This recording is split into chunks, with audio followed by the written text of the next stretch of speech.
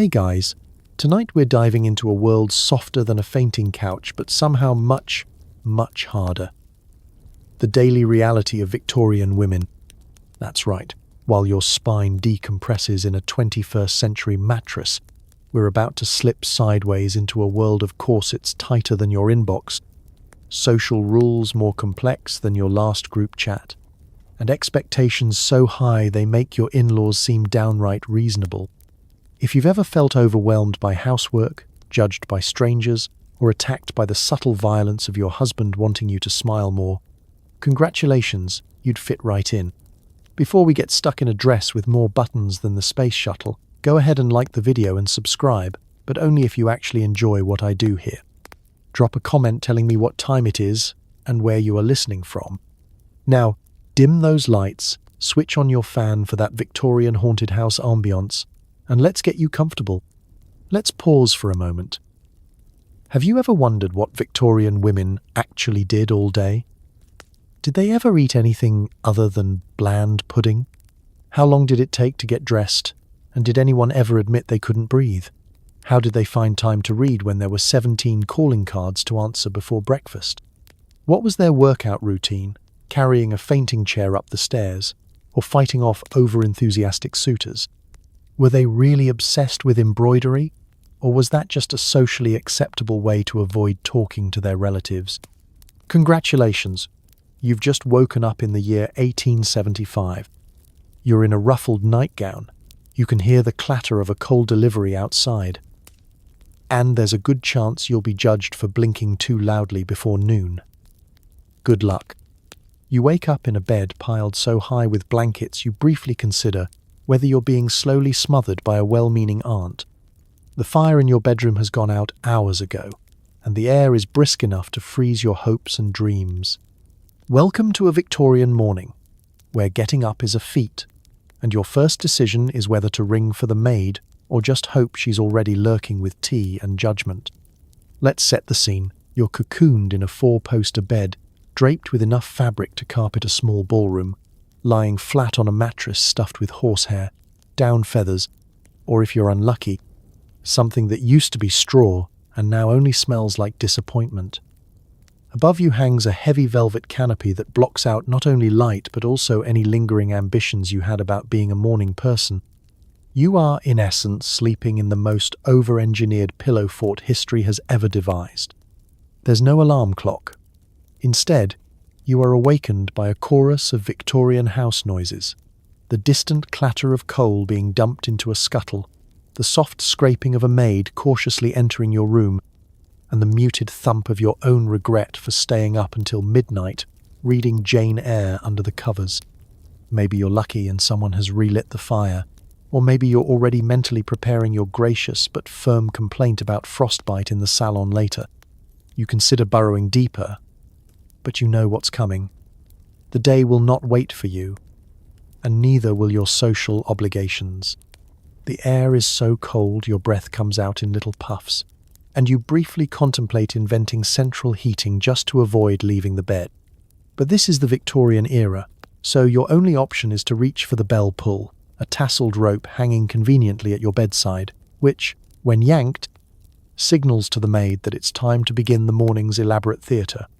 The maid arrives, quietly judgmental in her perfectly ironed cap, bearing a tray of weak tea, a sliver of toast, and the vague hope that today you won't require the chamber pot immediately.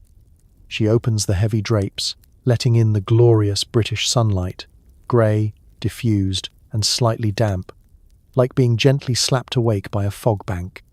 You are now visible to the outside world, or at least to the neighbour's gardener, who is either trimming the hedge or, more likely, eavesdropping for gossip material. The next step in the morning battle is the bottle ritual.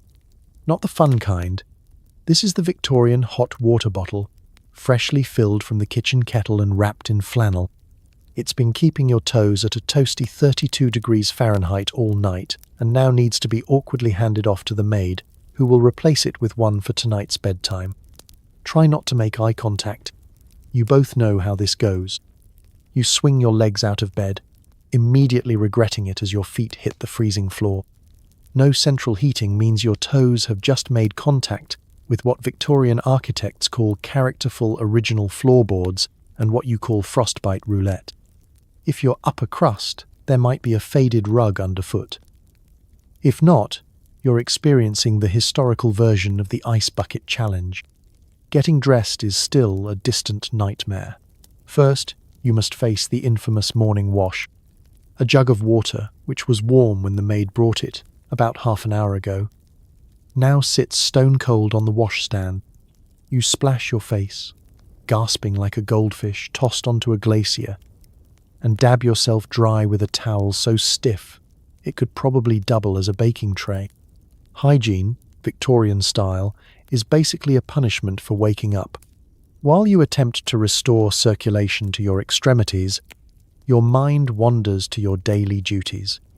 A schedule full of gentle exercise, endless letter writing, and worrying about whether your cousin's new hat is a threat to civilization. But for now, you've won the first skirmish. You are vertical. You are awake. You are 80% blanket and 20% existential dread. And if you manage to avoid tripping over the chamber pot, you're already ahead of the game. Welcome to the battle of the boudoir. Same struggle, different century.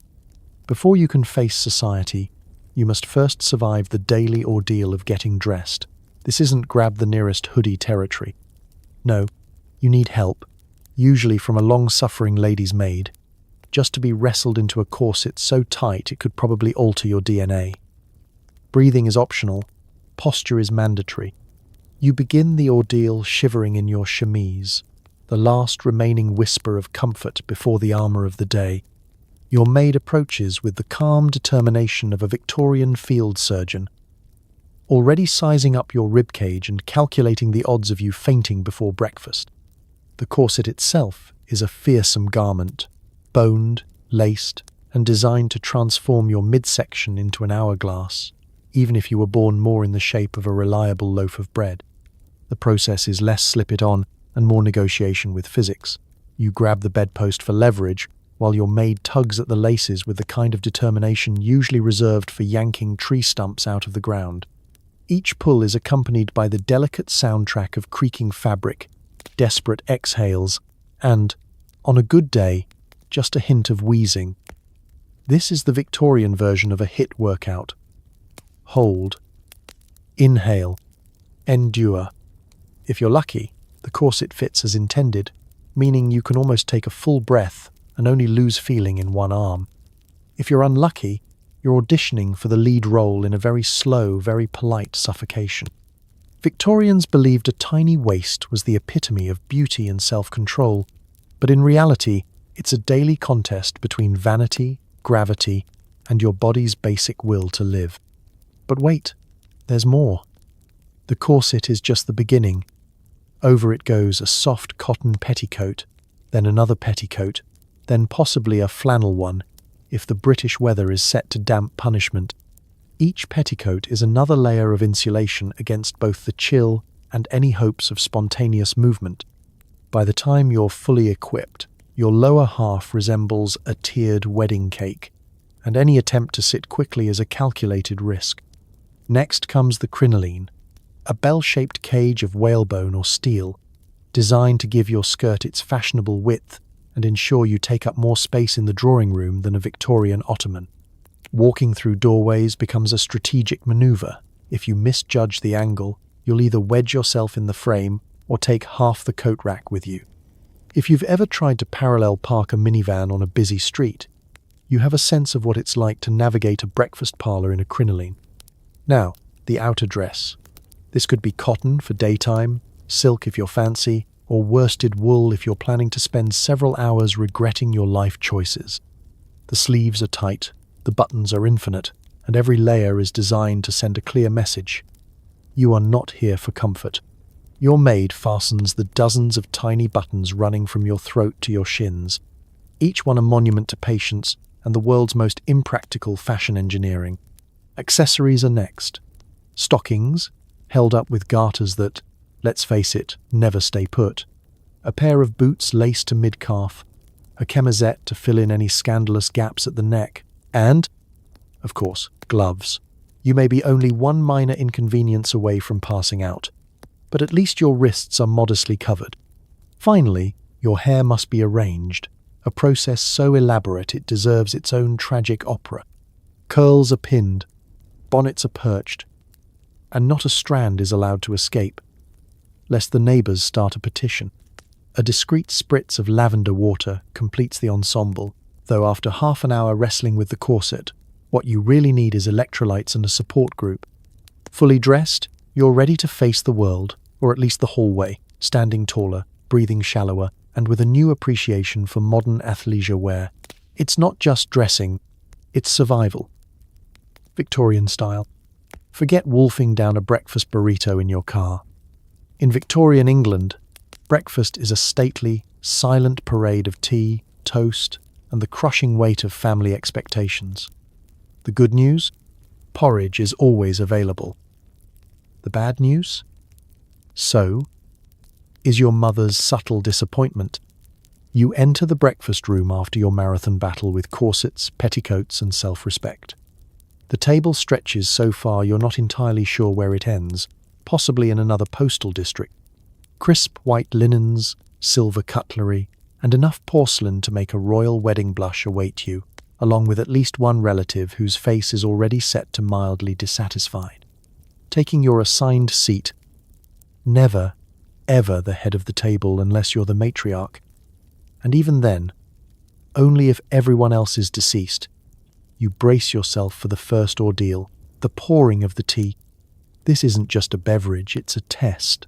Pour too quickly, and you risk splashing on the tablecloth. Scandal. Pour too slowly, and Aunt Agnes will sigh so deeply she might dislodge a rib.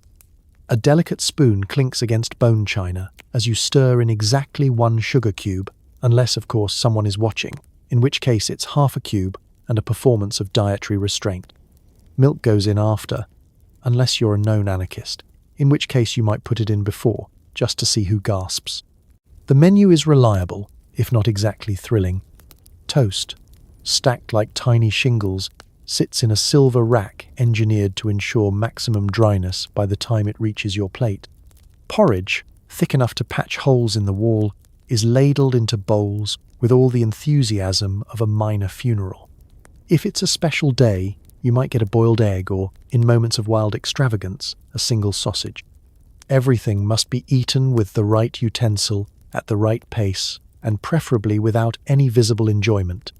Conversation is permitted, but only in a low, decorous murmur, and only on topics that won't startle the butler or give grandmother another reason to talk about the Crimean War.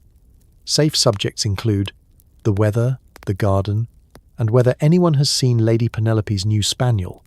Never mention bodily functions, the stock market, or, heaven forbid, feelings. And then there's the lurking presence of family dynamics. Your father, hidden behind an impenetrable wall of the Times, occasionally lowers the paper to deliver a cryptic comment about the importance of punctuality. Translation, you were 2 minutes late. Your younger siblings silently plot the assassination of the porridge, while your mother surveys the table with an expression that suggests both pride and a quiet terror that you'll never marry.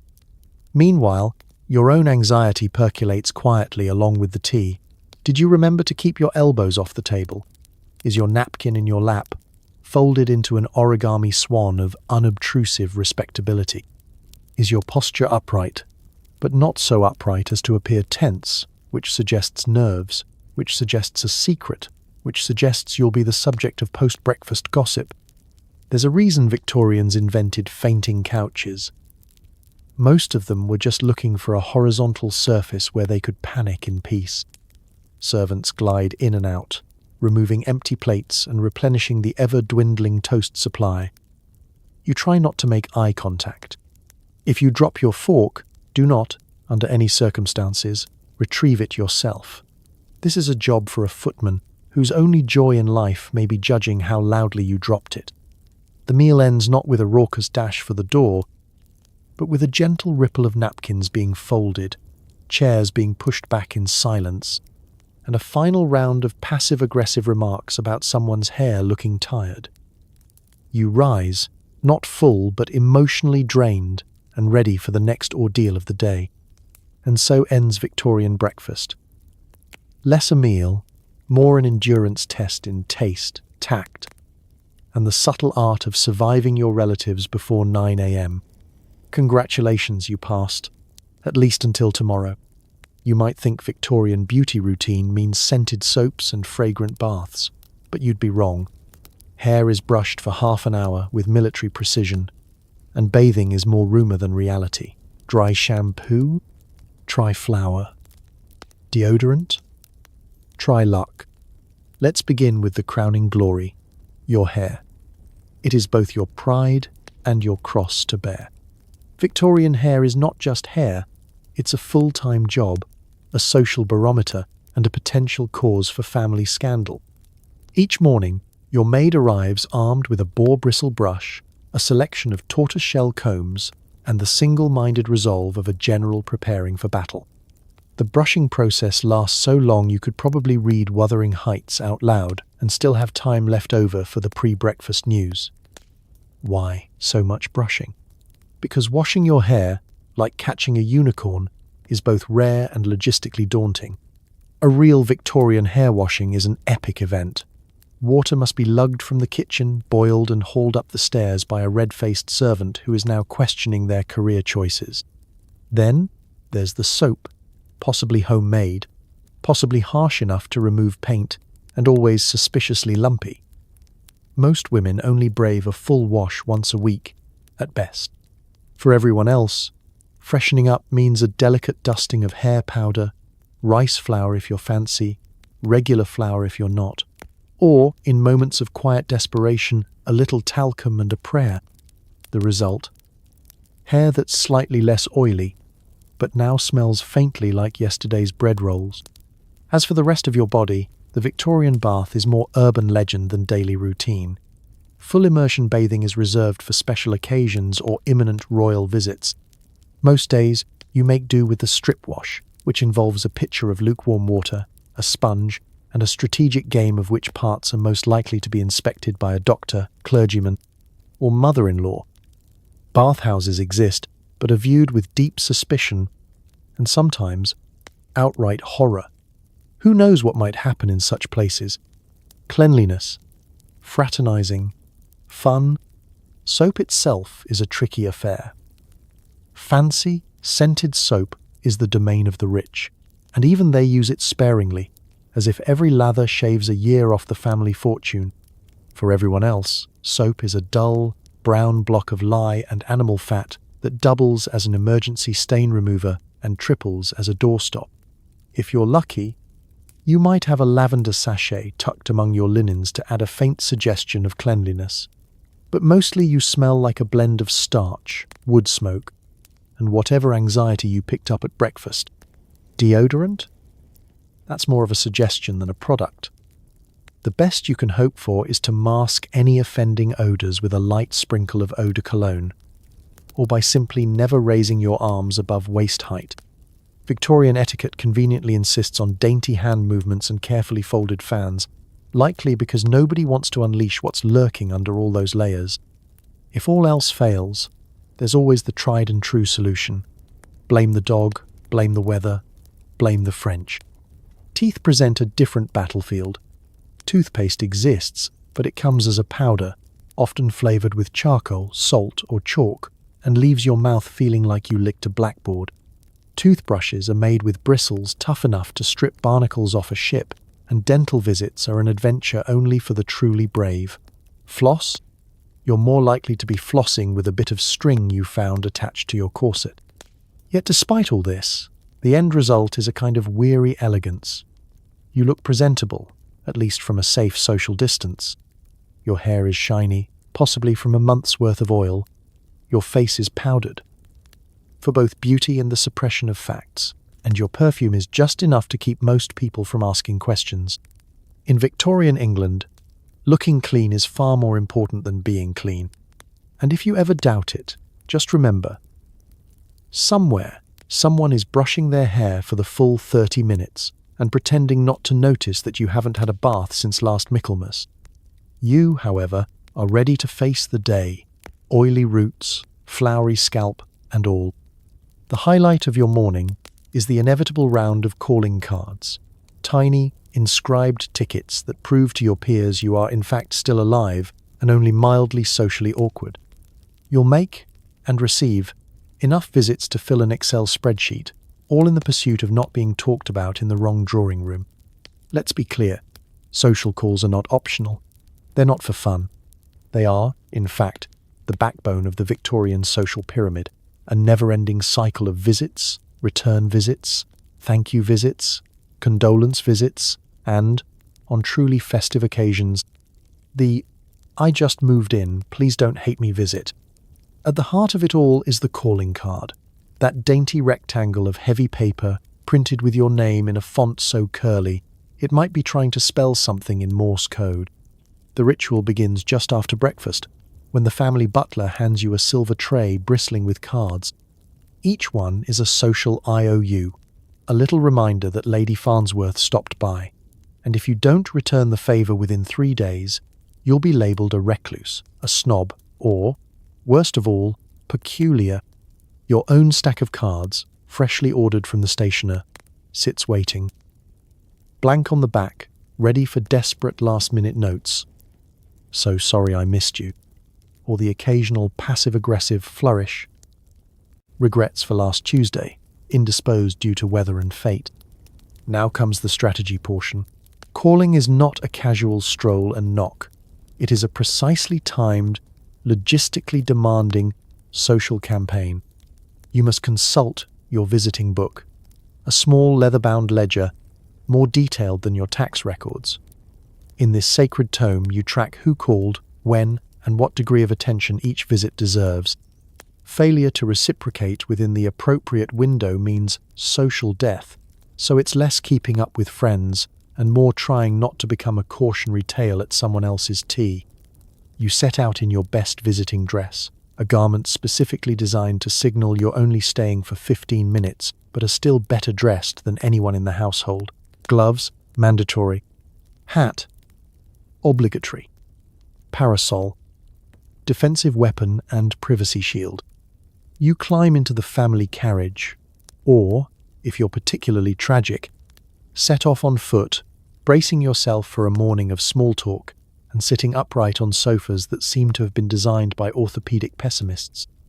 Arriving at the first house, you're ushered into the drawing room by a servant who will, with a straight face, inform the lady of the house that Miss So-and-so is calling. If you're lucky, she's in. If not, you leave a card and move on, secretly relieved, but forced to pretend you're devastated at missing her. If she does appear, you're in for the real test. 15 minutes of conversation, as light as air and as sharp as a fencing match. Weather, health, mutual acquaintances. These are all safe topics.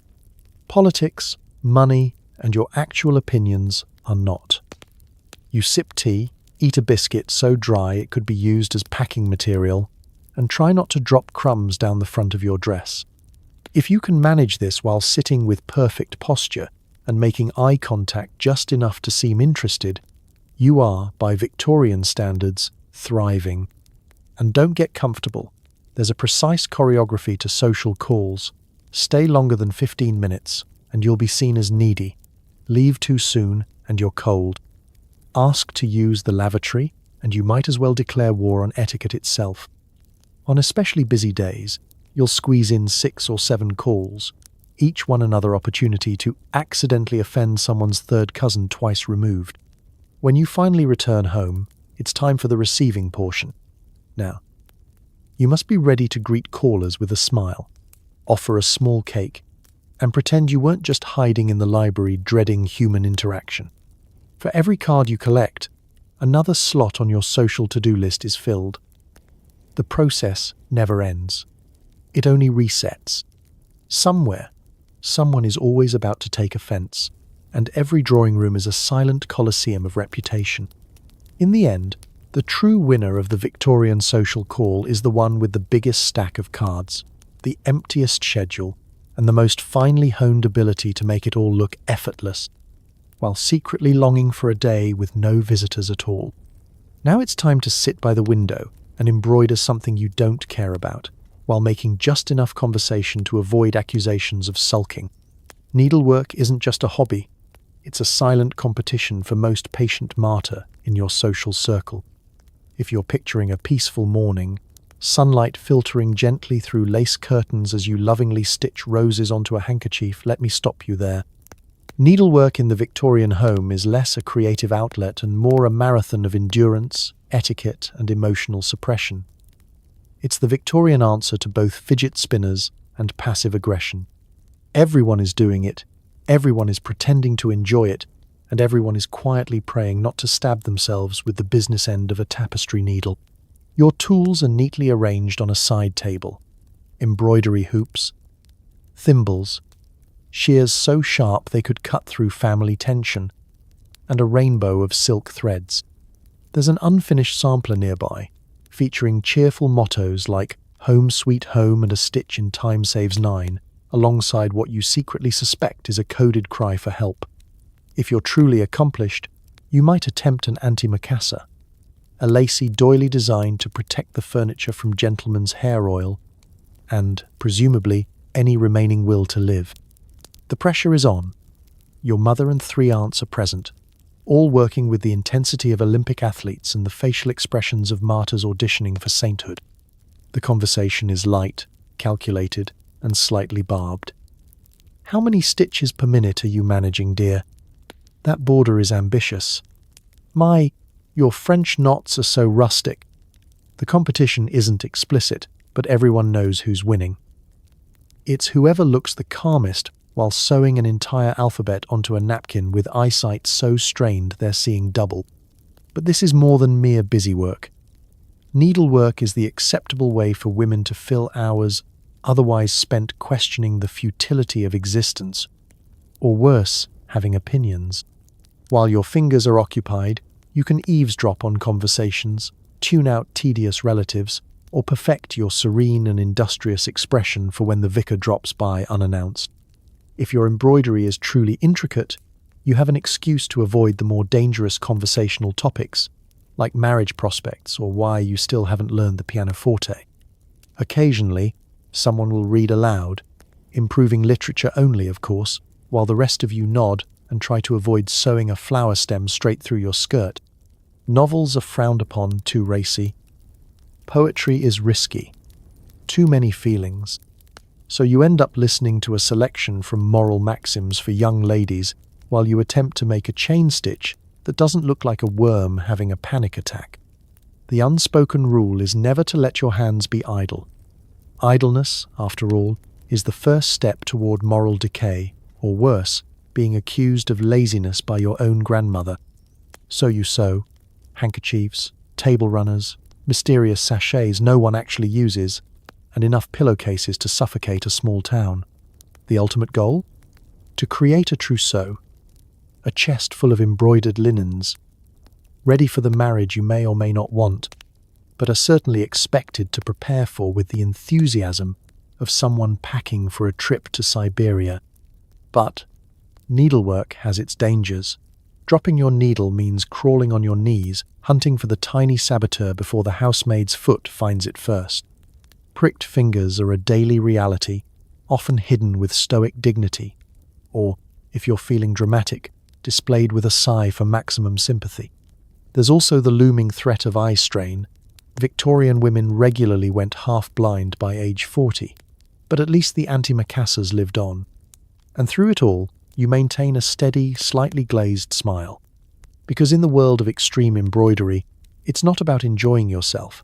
It's about surviving the endless afternoon, one tiny stitch at a time, and proving to everyone that, when it comes to patience, nobody suffers as beautifully as you. If you're lucky enough to steal an hour alone, you might read a novel, ideally something improving, unless you're feeling scandalous, and sneak a peek at the latest sensation novel. Be sure to hide it under a copy of Pilgrim's Progress for plausible deniability. Reading in Victorian England is a subversive act, especially for women. It's less a leisure activity and more a covert operation conducted with the stealth and paranoia of an undercover agent. You glance furtively at the door, ears tuned for the telltale creak of your mother's footsteps, or the ominous clearing of a butler's throat. On the surface, you're sitting demurely in the corner, a copy of Moral Sentiments or the Young Lady's Guide to Etiquette open on your lap. But hidden behind its virtuous cover lurks something far juicier. Wilkie Collins, perhaps, or the latest serialized chapters of Lady Audley's Secret. You live on the edge. Of course, the reading material you select is a social statement in itself, improving books, biographies, sermons, treatises on botany are safe but dreary, much like boiled cabbage. These are the works you display proudly on your nightstand when guests come over, or when Great-Aunt Millicent visits and likes to quiz you on the finer points of Anglican morality. But deep down, you crave a bit more spice. A poem with an actual feeling. A novel with a heroine who faints less and does more. Or, on days when you're feeling particularly rebellious, a forbidden French novel translated by someone who clearly had no idea what the French were actually saying. Reading, of course, comes with rules. You must sit upright, ankles crossed, and look composed, the universal code for do not disturb, but also do not look like you're enjoying yourself too much. If you giggle, gasp, or let slip a scandalous blush, you risk alerting your chaperone, who will descend like a vulture to inspect your reading material for improper influences, emotional outbursts, or, worst of all, imagination. Sometimes you're expected to read aloud for the family, an experience best compared to dramatic hostage negotiation. You carefully choose passages devoid of romance, crime, or anything faintly suggestive. You're reading for the moral edification of the group, not for the secret thrill of a midnight tryst on the moors. Any deviation from this, such as a giggle at a double entendre, can and will be used against you in the court of family opinion. And yet, despite the scrutiny, reading is an escape. Within the pages of a well-thumbed novel, you can visit Italy, scale the Alps, or solve mysteries in foggy London, all without ever leaving the parlour. You can fall in love a dozen times before luncheon, commit daring acts of bravery, or, if you're particularly bored, imagine a world in which you wear trousers and make your own breakfast. Books are also contraband currency among your friends. You trade the racier ones beneath your embroidery hoops, pass notes about the best chapters, and argue in hushed tones over whether Mr. Darcy is in fact marriage material or just a glorified introvert with boundary issues. Some books are so infamous they're known only by code. The Blue Book is tucked behind the Atlas, while that dreadful French volume is hidden inside a hollowed-out copy of Prayers for Young Ladies. You become part of an underground library, operating with all the secrecy of a Victorian spy ring. And for all the rules, the real victory comes when you manage a full, unbothered hour with your favourite book. You curl up in a sunny window seat, lose yourself in someone else's drama, and, for a little while, forget that your own greatest challenge is not being caught drooling over a character with sideburns. When the hour is up, you mark your place, hide the evidence, and slip back into the world of improving pursuits, your spirit a little lighter and your appetite for mischief just slightly whetted. In the Victorian age, reading isn't just a pastime, it's a minor act of rebellion, a secret romance, and, if you're lucky, a glimpse of the world beyond the next social call. Sure, there are servants, but they don't actually run themselves. You're expected to direct a staff of humans who are all secretly convinced you have no idea what you're doing. You inspect the silverware, sample the soup, and try not to cry when you find dust on a banister. Household management in Victorian England is less gentle domesticity and more corporate governance with extra starch. Your day as domestic CEO starts not with a board meeting, but with the morning report, delivered via a long-suffering housekeeper who recites the latest updates as if announcing troop movements in the Crimea. The laundry has frozen on the line, the cook is out of patience, again, and the footman has been spotted napping in the coal scuttle. If you thought you were just here to swan about in lace and pearls, you've grossly underestimated the demands of this position. The staff roster reads like a Dickensian drama. Housemaids, parlourmaids, scullery maids, cooks, butlers, footmen, and the ever-cryptic odd boy. You are expected to know them all by name, remember their birthdays, and instantly recall who is currently holding a grudge against whom. Lose track, and you risk the sort of household mutiny that can only be resolved by bribery, usually with cake, and an emergency reference to Mrs. Beeton's book of household management. Your first task, the daily inspection. This is a stately procession from room to room, trailed by at least 2 maids and a cloud of anxiety. You check that beds are made with military precision, that the parlour cushions are fluffed to regulation density, and that no one, absolutely no one, has left muddy footprints on the staircase. Each infraction is noted with a sigh and a gentle correction, because if you raise your voice, the household will spend a week whispering about your nerves. Down in the kitchen, you taste test the soup, not for pleasure but as a safeguard against culinary revolution.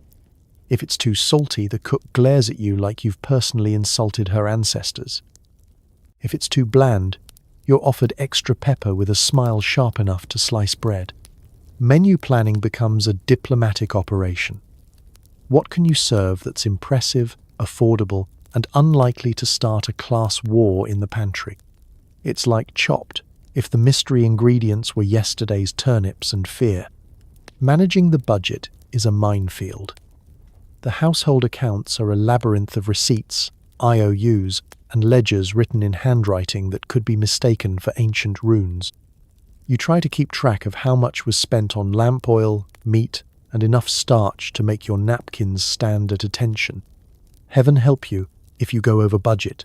Nothing triggers a crisis meeting with your husband quite like an unexpected shilling spent on extra coal. Then there's the drama. The maid who cries because the butler moved her broom. The footman with a mysterious injury. Fell on the silverware again. Madam. And the ongoing mystery of who keeps leaving half-eaten biscuits behind the clock. Every dispute is a test of your diplomatic skills. Your management style becomes a mix of mother, monarch, therapist, and benevolent dictator. Despite appearances, there is no downtime. You're on call for every crisis, every locked door, every mysterious stain on the drawing room carpet. Guests arrive, and you transform into a conductor, orchestrating a seamless ballet of greetings, refreshments, and strategically timed compliments about the weather. If the dinner goes smoothly and nobody sets the curtains on fire, you declare victory. All this, mind you, in layers of crinoline and stays, maintaining a pleasant smile and never once admitting you'd rather be hiding under the stairs with the cat. So the next time someone says, "But you have help," remember, you're not relaxing, you're running an empire, with dust bunnies for rebels and a soup ladle as your scepter. Congratulations, you're a CEO, and your quarterly report is due whenever your mother-in-law drops by unannounced. Your main daily workout is conversational fencing, parrying intrusive questions, delivering just the right amount of wit, and never ever admitting you don't care about the weather. Every interaction is a masterclass in not offending anyone who could destroy your social standing with a single raised eyebrow. Let's be clear, the real battleground of Victorian society isn't fought with swords or even with soup spoons, but with language. The ability to say everything and nothing at once is the most valuable skill a woman can possess. The game is subtle. If chess had more lace and fewer actual moves, it would be Victorian conversation. You're not just speaking, you're deploying a shield of propriety, a veil of pleasantries, and, when things get desperate, a diversionary barrage of flower talk. You start your morning with warm-up sparring, trading polite compliments with your family over breakfast, each one edged with just a hint of subtext. "You're looking very well, dear." Translation: "I see you survived the corset again. Did you sleep well?" Code for: "I heard every floorboard creak and know you snuck that novel under your pillow." Every question is a riddle, every answer a tiny diplomatic incident waiting to happen. As you move into the social day, the stakes rise. The drawing room is your ring. Here you face a parade of friends, relatives, And that one neighbour who is, frankly, more interested in your laundry line than your opinions. Topics are strictly regulated. The weather is always safe, unless, of course, it's raining and someone's new bonnet has wilted, in which case the mood may turn icy. Gardening is a perennial favourite, but beware. Praising the wrong rosebush could lead to an entire afternoon of passive-aggressive horticultural warfare. Wit is a necessity, but only in measured doses. Too clever, and you risk being labelled fast. Too dull, and you're insipid. The key is to drop just enough amusing observations to prove you have a mind, but not enough to suggest you might actually use it for anything dangerous, like having your own ideas. Practice phrases such as, "How droll," and "Isn't that extraordinary?" which work for nearly every occasion, from hearing about a neighbour's new carriage to listening to a recitation about turnips. And then come the conversational traps. Someone asks, "When will you visit Bath this year?" What they really mean. "Why haven't you left town yet?" A well-meaning aunt inquires about your embroidery. Is it finished? But the correct answer is always, "Soon, aunt. Thank you for asking, never I'd rather eat the needle." The art is to answer without answering, to reply without revealing, and, above all, to avoid giving anyone anything truly interesting to repeat. But conversation isn't just about defense, it's about offense too. Deploy a strategic compliment and you can raise your standing. Your daughter's pianoforte playing is coming along beautifully. Works even if the performance last night sounded like two cats in a bagpipe. Offer a subtle redirect when topics stray into dangerous territory. "Oh, what a lovely vase. Was that from your trip to the seaside?" If all else fails, summon a coughing fit, drop a teacup, or feign intense interest in the wallpaper. The greatest danger, of course, is accidental scandal. One misplaced joke, one unguarded opinion, and your reputation could be shredded by the next post. A cousin's careless mention of a novel could turn into a family crisis. Disagreeing with a vicar, laughing too loudly, or being seen alone with the wrong relative can all end with you as the main course at the next gossip feast. The solution? Smile, nod, and remember. Silence is sometimes the sharpest retort. At the end of a day spent dancing around conversational landmines, you're exhausted, mentally sharper than a barrister, but emotionally drained. You've kept your secrets, delivered compliments, avoided all mention of politics, and managed not to admit that you actually don't care if it rains or not. Congratulations. You have mastered the art of Victorian conversation, saying everything required and nothing at all, in 4 syllables or less. Physical fitness isn't about getting swole, it's about gliding slowly in circles while pretending not to be bored. Walking outside is allowed, if you're chaperoned, bundled up, and impervious to heckling from street urchins. Victorian exercise is less about burning calories and more about burning daylight in the most graceful way possible. The phrase, "taking a turn around the room," doesn't mean anything as radical as jazzercise or even speed walking. It means just that. You rise from your needlework, collect your skirts, and begin pacing the perimeter of the largest available room, drawing room, music room, or, for the ambitious, the long gallery, at a stately 2 miles per century. This is not about heart health. It's about appearing faintly winded but never actually perspiring. Of course, you're not alone in your indoor lapse. Your mother, sisters, and at least one cousin have joined the procession, making the whole affair look like the world's most lethargic conga line. Conversation must be light, volume must be low, and posture must be impeccable. Slouching is for the weak, or worse, for the French. You glance at your reflection in the mirror every half lap to confirm that your hair is still pinned, and your expression is set to pleasantly occupied, even as your soul begs for a treadmill and noise-cancelling headphones. If you tire of this endless oval, you may be permitted a walk outside, weather and respectability permitting. This involves a process only slightly less elaborate than preparing for a polar expedition. First, you must find a chaperone, a requirement that ensures you are protected from both the elements and any lurking malevolent bachelors. Then comes the layering: shawl, gloves, bonnet, overcoat, and the ever-essential parasol. The goal is to emerge into the daylight as a mobile stack of wool and ribbons, with only a sliver of face visible between your hat brim and scarf. Once outside, the air is brisk and bracing, and so are the judgments from every passing neighbour. A successful walk means returning home neither flushed nor dishevelled, with not a strand of hair out of place and your boots only lightly besmirched by mud.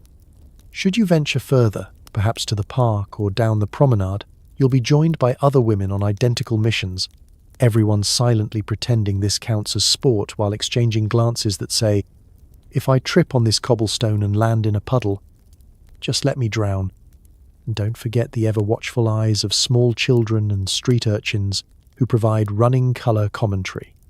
"Look at her hat, miss. Careful, don't fall asleep on your feet." You keep your chin high and glide past, pretending not to notice. In a way, it's a training exercise for your social skills as much as your legs.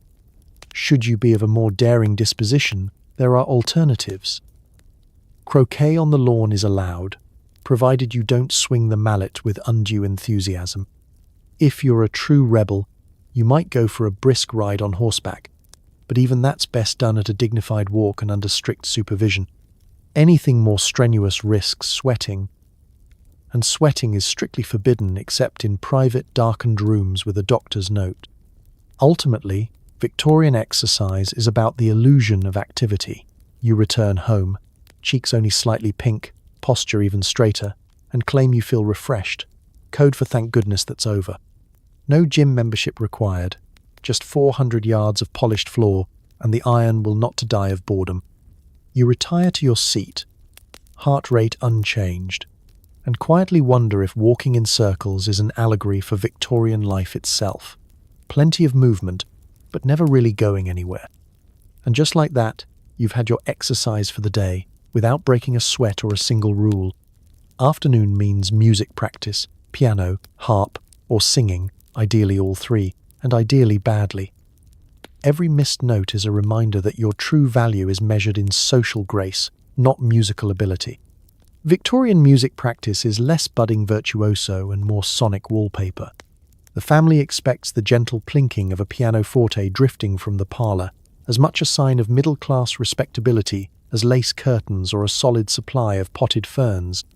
You, however, approach the piano with all the enthusiasm of someone going to their own execution, albeit an execution with sheet music and an audience of judgmental relatives.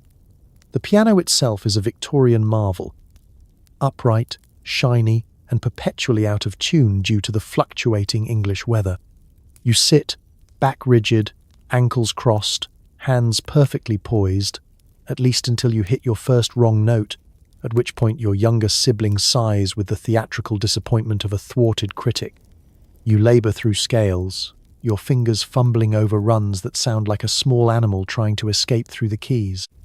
Your music teacher, if present, leans over you and taps the sheet music with a pencil, somehow conveying both patience and deep existential pain. The same goes for harp or singing. The harp is an instrument designed by someone who really hated other people's backs. You attempt a simple melody and quickly realize the sound you're making is less angelic serenade and more cat wrestling a laundry line. As for singing, you project your voice with all the courage of someone who knows Aunt Gertrude is listening from the next room, ears sharpened by decades of amateur dramatics and dashed hopes. Mistakes are inevitable. Wrong note? Blame the weather. Missed beat? The sheet music must have shifted. Discordant chord? Clearly the piano's fault. In Victorian life, it's not about achieving musical perfection. It's about demonstrating the correct blend of effort, humility, and a willingness to be gently humiliated. If you're a prodigy, wonderful. If not, smile and hope nobody remembers your attempt at Greensleeves. Music, after all, is about cultivating the right reputation. You play for guests, for family, for anyone who will listen, or at least pretend to. Your reward for surviving another round of the Blue Danube is a flurry of polite applause and a mild suggestion to practice a little more, dear.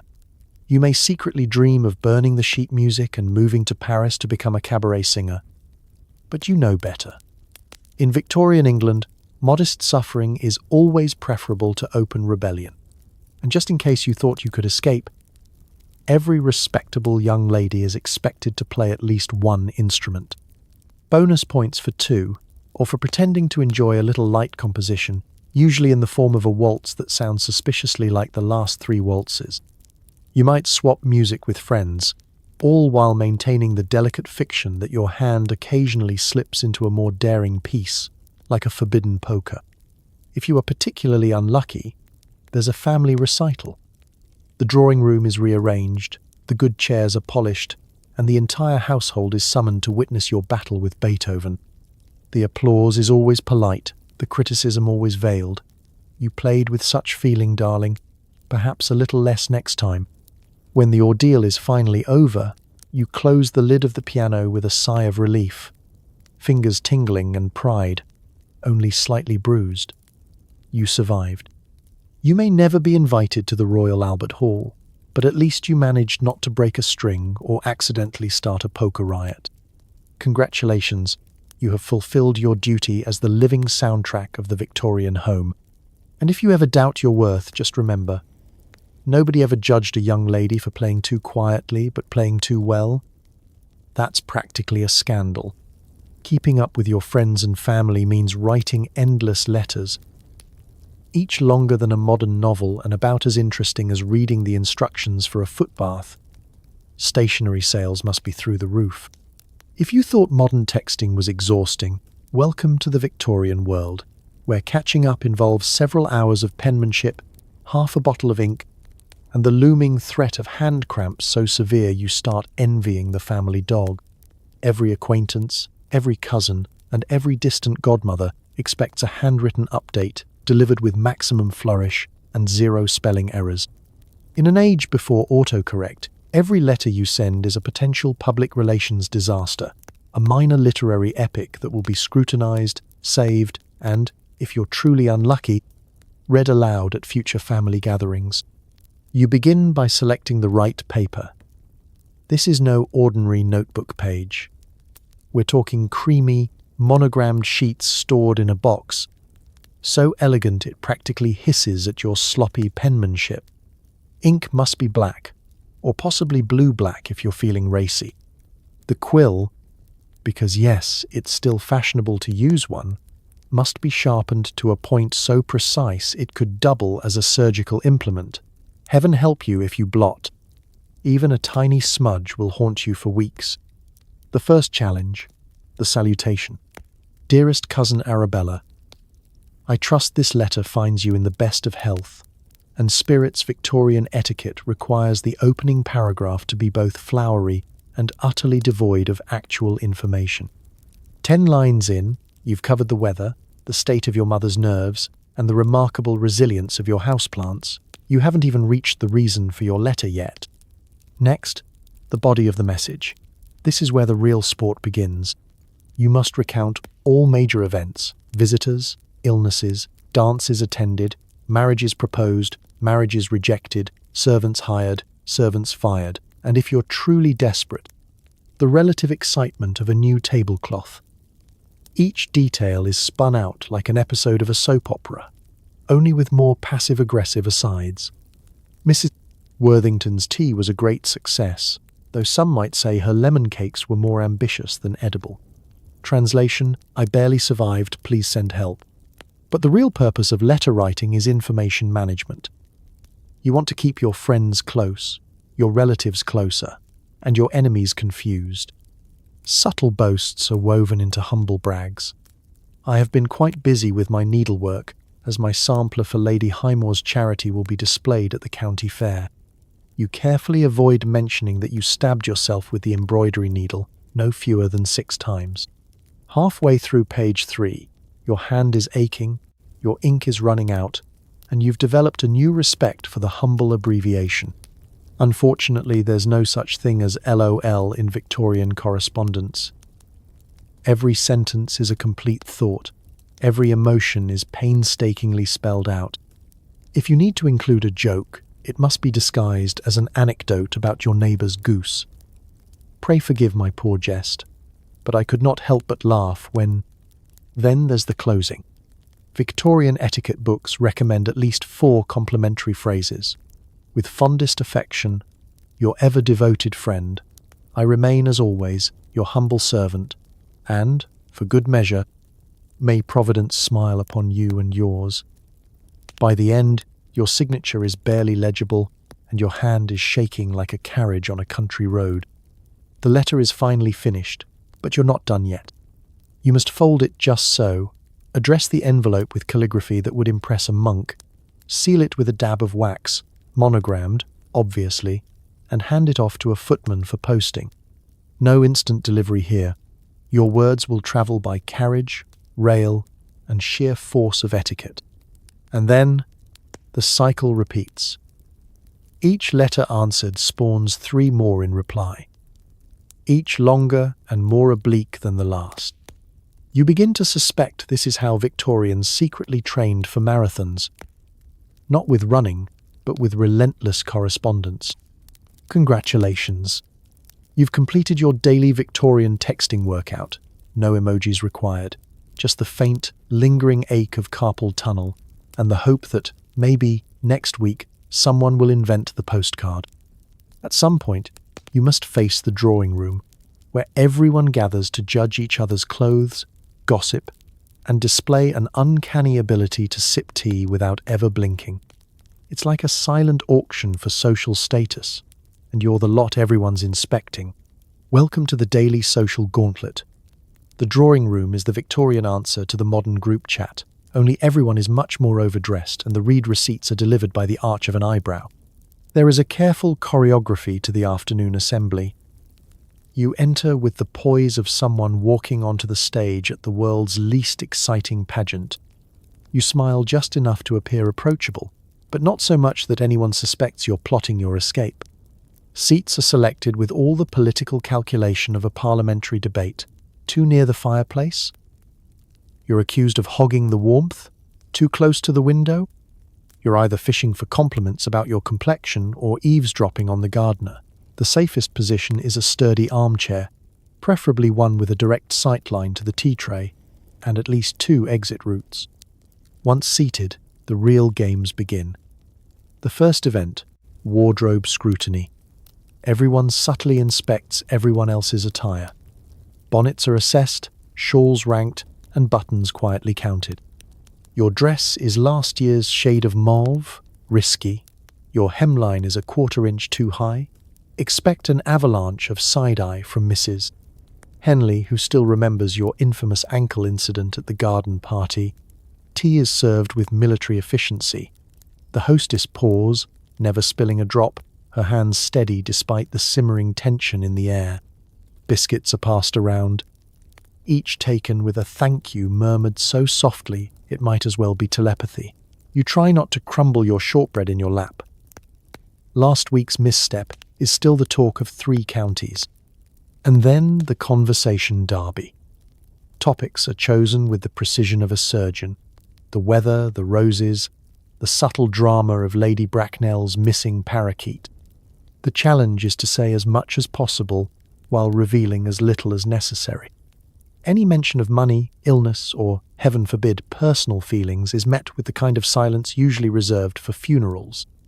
If someone does let slip a piece of juicy gossip, it's quickly camouflaged with a bland observation about the price of coal or a deep dive into the nuances of embroidery floss. Children, if present, are expected to be seen and not heard. They hover by the door, desperate for escape, like interns at a board meeting who haven't had lunch.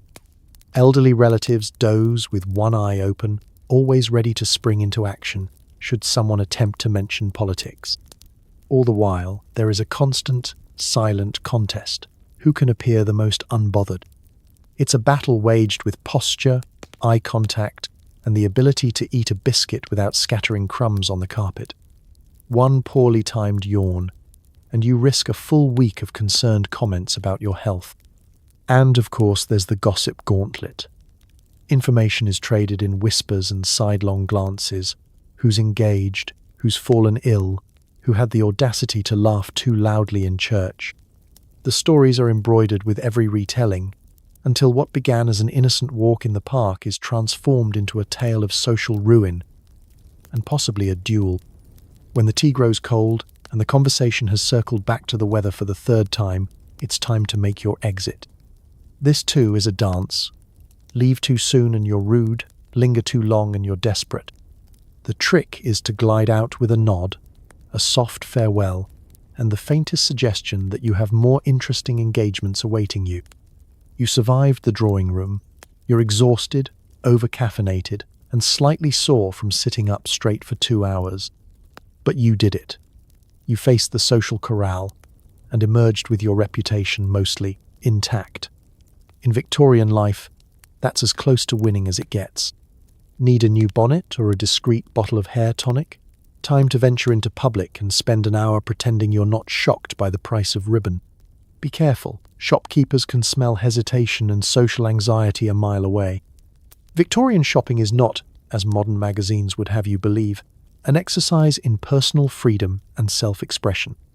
It's a delicate, nerve-wracking public ritual with the atmosphere of a high-stakes poker game and the price tags to match. Your day begins with a list written in your finest handwriting: bonnet, gloves, a spool of thread, possibly some Turkish delight if you're feeling both daring and flush. Your mother double-checks your list and then, just to be safe, cross-examines you on the difference between suitable and showy trimmings. Before you even leave the house, there's preparation.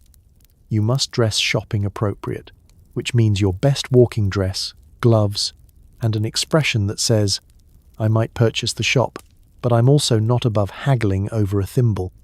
Any hint of shabbiness, and you risk being ignored by staff, or, even worse, receiving a lecture on the virtues of thrift from Mrs. Dunsworthy, who is definitely eavesdropping from behind a mountain of lace doilies. Once outside, you join the river of shoppers on the bustling high street, each as anxious as you, all pretending not to notice one another's bonnet choices.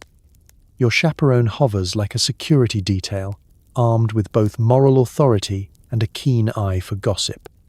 The shop windows glint with displays of temptation, velvet ribbons, feathered hats, and mysterious bottles promising everything from luminous skin to a husband within a fortnight. Inside the shop, the real games begin. The shopkeeper stands behind the counter, already sizing you up. Are you a serious customer, or just here for the free sample of lavender water? Do you have enough pocket money to afford the good lace? Or should you be gently directed toward the remnants bin? Your hands tremble slightly as you request just a little ribbon, please, and you try not to gasp when you hear the price, roughly the cost of a week's coal or 3 months of lower back pain from needlework. Shopping for a bonnet, for instance, is a diplomatic minefield. The assistant produces options at the speed of light, each more elaborate than the last, while subtly hinting that last season's styles are better for practical ladies. You nod sagely, as if you've always known that green velvet is for the ambitious, while blue silk is for the reserved. You try on bonnets, peer into a slightly warped mirror, and pretend to deliberate while your chaperone quietly prays you don't choose anything that could get you noticed for the wrong reasons, like, say, a feather. But it's not just fashion. Every purchase is a social statement. Choose a flamboyant ribbon, and you risk the raised eyebrow of the milliner and a minor scandal in the neighborhood. Select plain brown gloves, and everyone will assume you're in mourning, or worse, economy mode. The safest path is to choose something modest, pay in exact change, and hope the shopkeeper doesn't try to upsell you on a very popular new hair tonic. No, you do not want your hair to smell like violets and existential dread. Every transaction is followed by a torrent of guilt. Did you just spend too much? Is your family's budget in ruins? Is it frivolous to own 2 pairs of gloves in the same lifetime? You leave the shop with your package wrapped in brown paper and a sudden urge to apologize to your father, your bank account, and possibly your future descendants. Back on the street, the sun seems a little brighter, the other shoppers a little less intimidating. You walk home clutching your treasures, cheeks pink from both exertion and economic anxiety. Shopping, you realize, is the ultimate Victorian tightrope. One wrong purchase, and you're a cautionary tale. One right purchase, and you'll hear about it for years. You return home, drop your packages on the hall table, and swear never to shop again, at least until the next sale on ostrich feathers. Retail therapy, Victorian edition. Maximum guilt, minimal pleasure, and at least 3 fresh stories for the drawing room. Tea is less about hydration and more about surviving a gauntlet of cakes, rules, and relatives who want to know when you're getting married. No, you may not have another scone unless you also accept a full serving of personal critique. In the Victorian household, afternoon tea is not a break. It's an institution, a delicately orchestrated social obstacle course, the likes of which would terrify even the most seasoned athlete. You enter the drawing room, greeted by the gentle rattle of porcelain, the sweet, menacing aroma of fresh cake, and a room full of relatives who appear to have nothing on their minds except your future, your waistline, and the correct way to eat a cucumber sandwich. First, the seating arrangements. Aunt Bertha always claims the chair closest to the tea tray, ready to intercept the first, and, crucially, the largest slice of cake.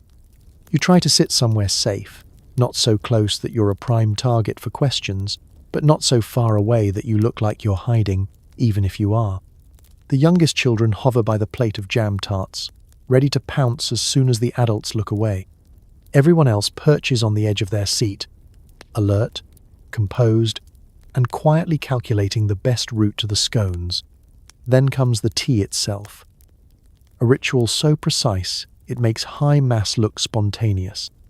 The hostess paws, one eye on the teapot, the other on her guests, ready to spot anyone who dares request sugar before milk, a faux pas only slightly less serious than tax evasion.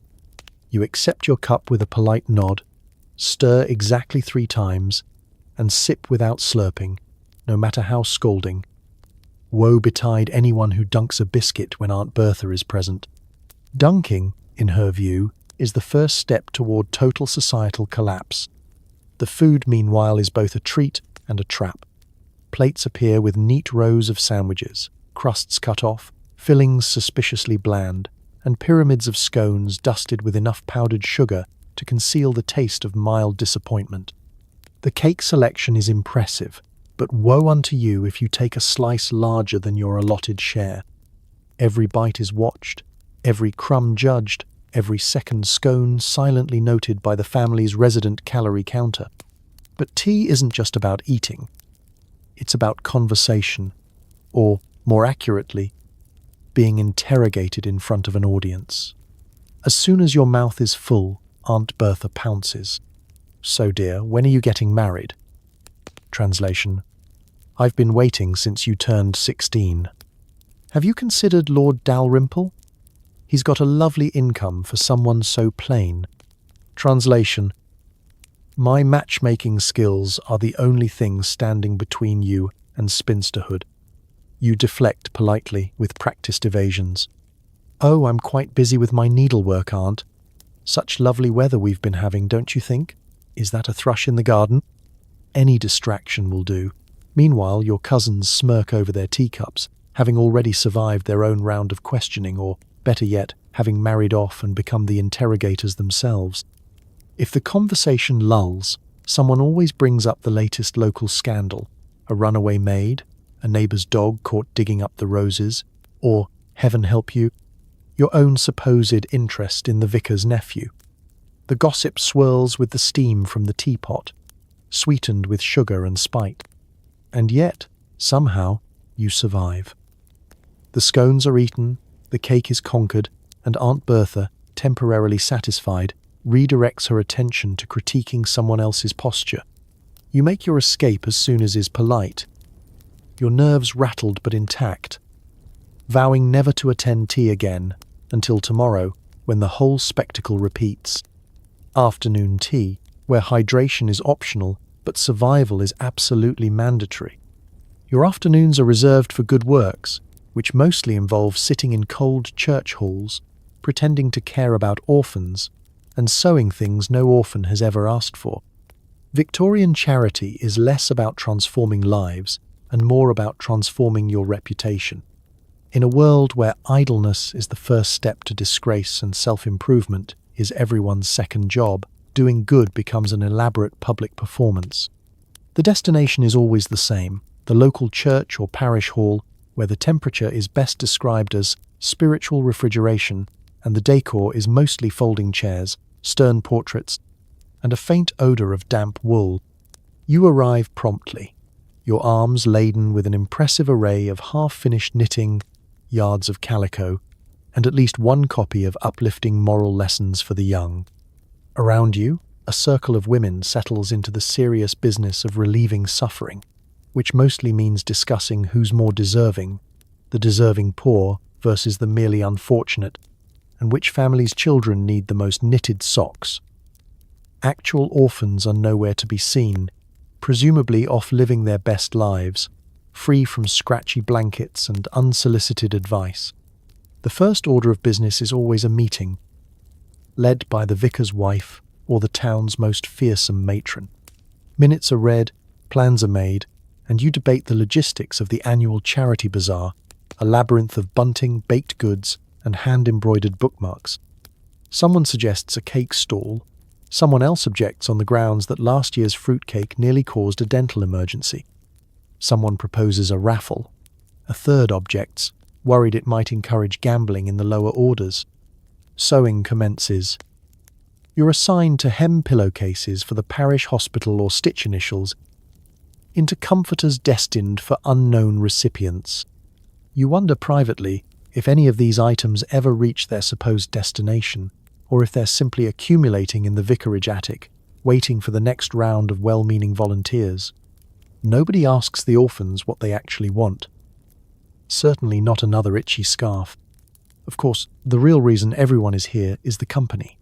The sewing circle is less a humanitarian machine and more an elite social network with extra buttons. Over the gentle click of knitting needles, local news and global scandals are exchanged in hushed tones. Did you hear about Miss Fairchild's unfortunate run-in with the milkman? Lady Prescott's new hat is positively sinful. And, of course, has anyone seen the curate lately? He seemed rather pale. If you're feeling rebellious, you drop hints of foreign charities. Starving children in Crimea, orphans in Ireland, but these are met with polite nods and a swift return to the latest scandal in town. There is always one woman who takes her charity work a bit too seriously. She brings charts, organises competitions for most handkerchiefs produced, and once suggested a home visit to personally deliver socks to a widower, which everyone agrees was taking things a bit far. You, meanwhile, struggle to keep your stitches even while stifling yawns and occasionally pricking your finger just to feel alive. At the end of the afternoon, there's tea, lukewarm and poured from a chipped pot, accompanied by stale biscuits and a speech about the virtue of self-sacrifice. You nod sagely, resisting the urge to ask if you could sacrifice yourself straight into a warm bath. The vicar thanks everyone for their dedication. Someone makes a joke about ladies of leisure, and you gather your sewing and slip away, cheeks pink from the combination of mild achievement and maximal boredom. Congratulations. Another afternoon spent saving the world, one pointless hem at a time. You may never see the results of your good works, but you've certainly given the town something to talk about. Until next week's meeting. If you're a mother, aunt, or unfortunate older sister, you're in charge of small children with large opinions. This involves corralling, bribing, and negotiating peace treaties with people who still believe in the tooth fairy. Victorian children may look angelic in their tiny sailor suits and starched pinafores, but don't be fooled. They're pint-sized bundles of chaos with the stamina of marathon runners and the negotiation skills of a Victorian barrister. The day begins early, usually with shrieks from the nursery that indicate someone's eaten their wax fruit or, more likely, decided to see if their doll floats in the commode. The nursery is your battlefield, and your weapons are limited. Stern looks, empty threats, and a bracingly large jar of barley sugar. The nanny is technically in charge, but if you're the closest adult, or worse, the only adult present, You become the final authority on all disputes, injuries, and crises of conscience. You are judge, jury, and, on very bad days, amateur medic with a bottle of lavender water and a vague knowledge of leeches. Morning activities require careful planning. Unstructured time is an invitation for disaster, so you assign tasks with military efficiency. Alphabet blocks for the eldest, hoops and sticks for the middling ones, and for the smallest, supervised, staring at the family cat. Everyone has a job. No one, not even the cat, wants to do it. Breakfast is a test of patience and diplomacy. You try to coax porridge into tiny mouths while fending off complaints about lumps, temperature, and the existential question of why there's never any jam. At least 2 cups are overturned, someone's toast ends up under the table, and a minor insurrection erupts when you reveal there will be no honey until after lessons. If you escape breakfast without porridge in your hair or jam on your cuffs, you're already ahead. Lessons begin, and suddenly every child in the room is a master of distraction. Math is met with tears, spelling with rebellion, and anything French with the sort of terror usually reserved for rabid animals. You've never seen anyone develop an allergy to copybooks quite so suddenly. Half the time, you're not sure if you're teaching the alphabet or refereeing a slow-motion brawl over who gets the good slate. Outdoors is next. Victorian wisdom says children need fresh air and exercise, preferably somewhere the neighbours can judge your parenting. You bundle the children into coats, hats, gloves, and on bad days, scarves so thick they resemble fashion-forward snowmen.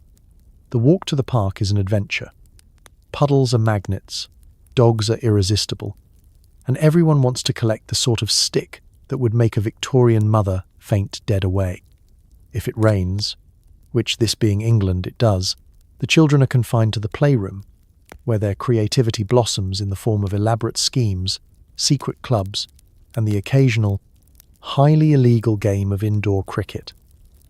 You spend the afternoon mediating disputes, resolving treaties, and occasionally bribing peace with extra biscuits.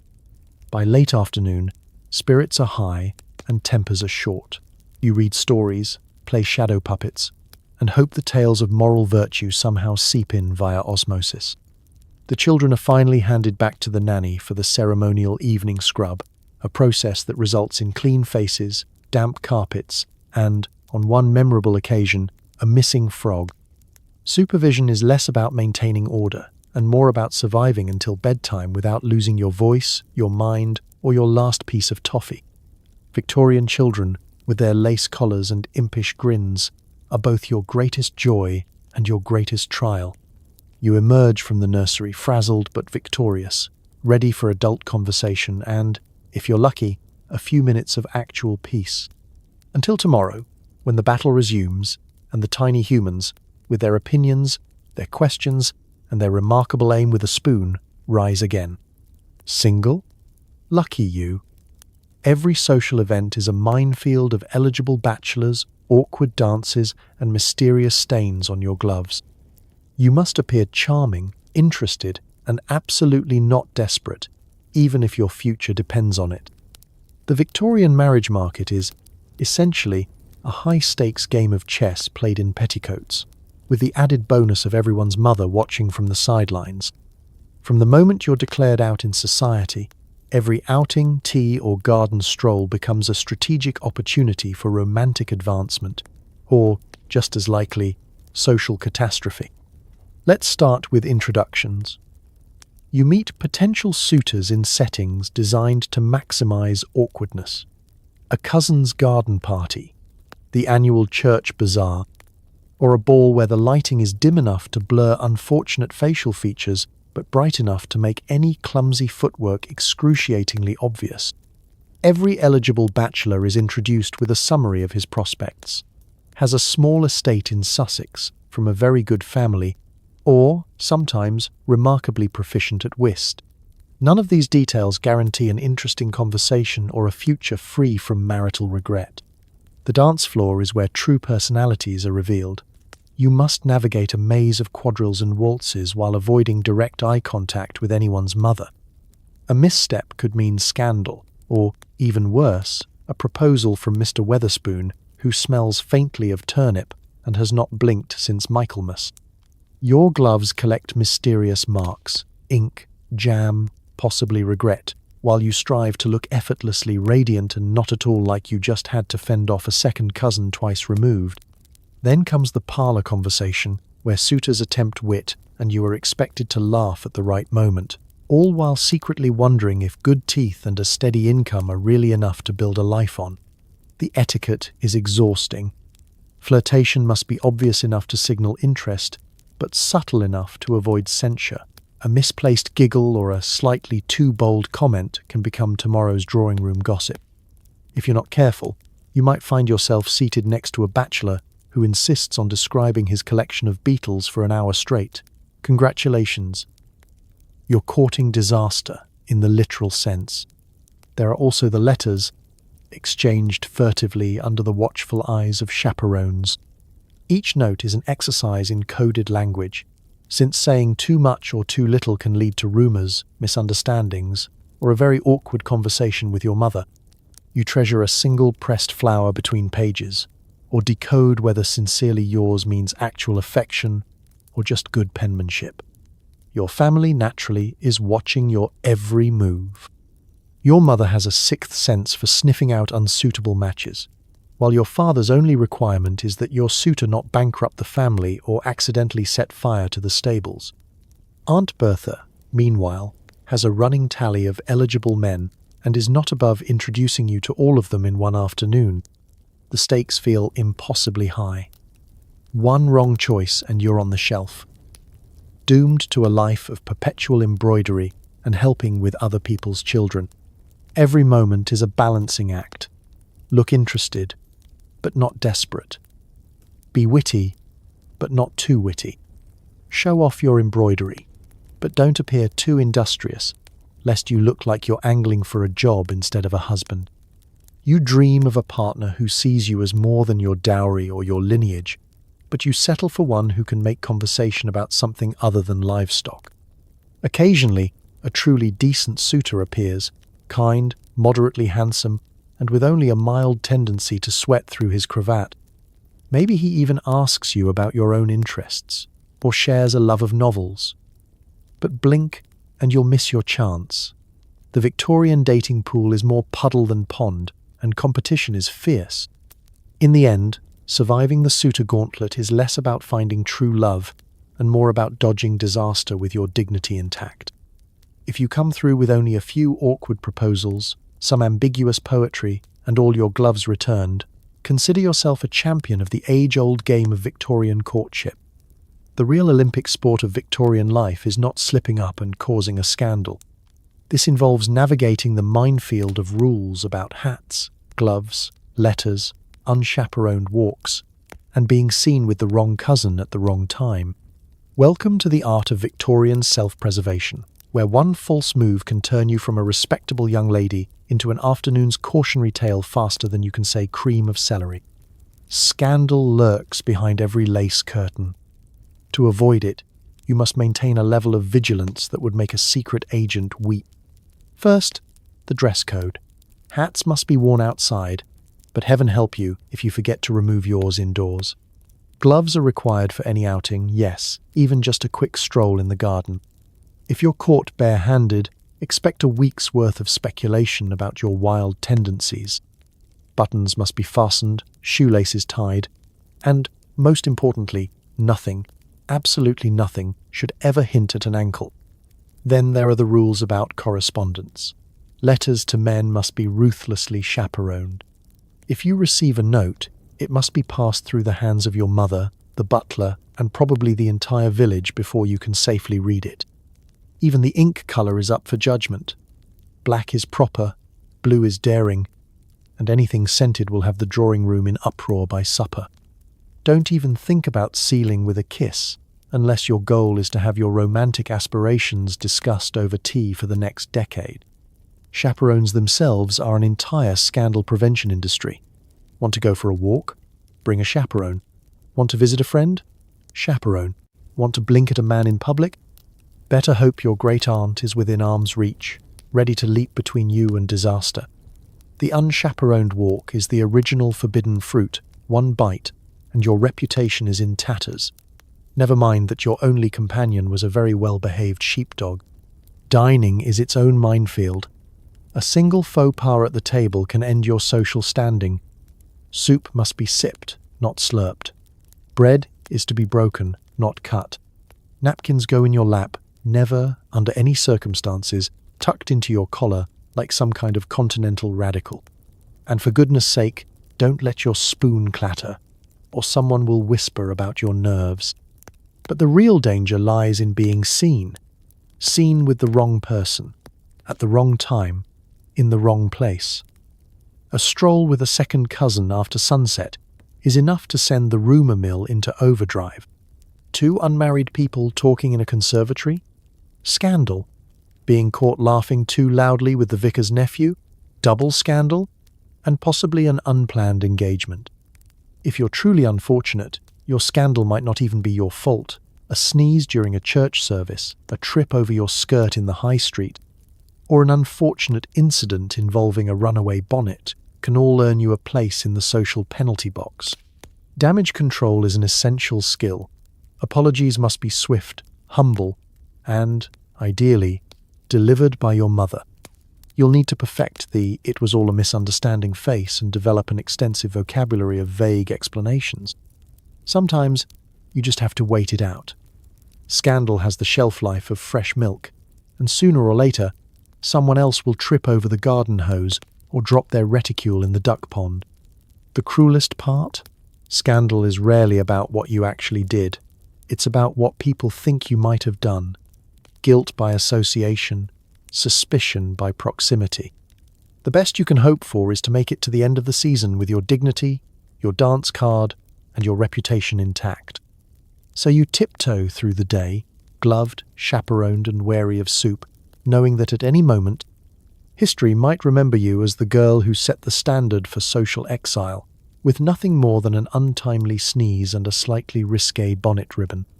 Victorian life. Come for the tea. Stay for the daily obstacle course.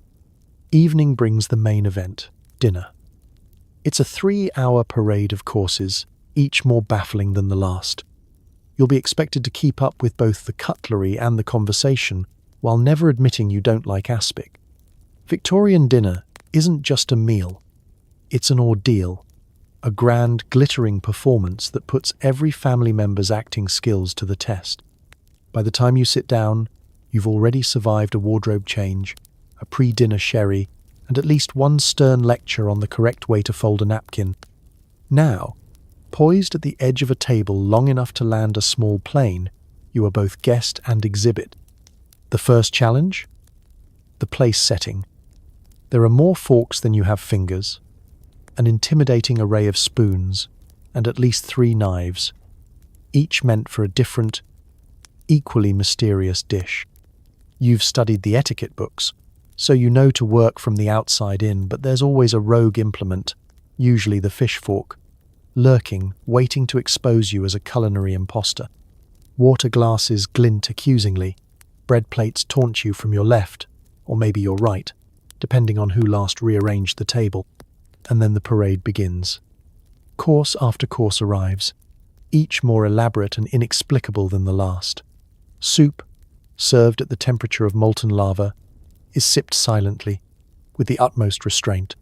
Fish follows, usually accompanied by a sauce that's either exquisite or alarming. And you never know which until it's too late.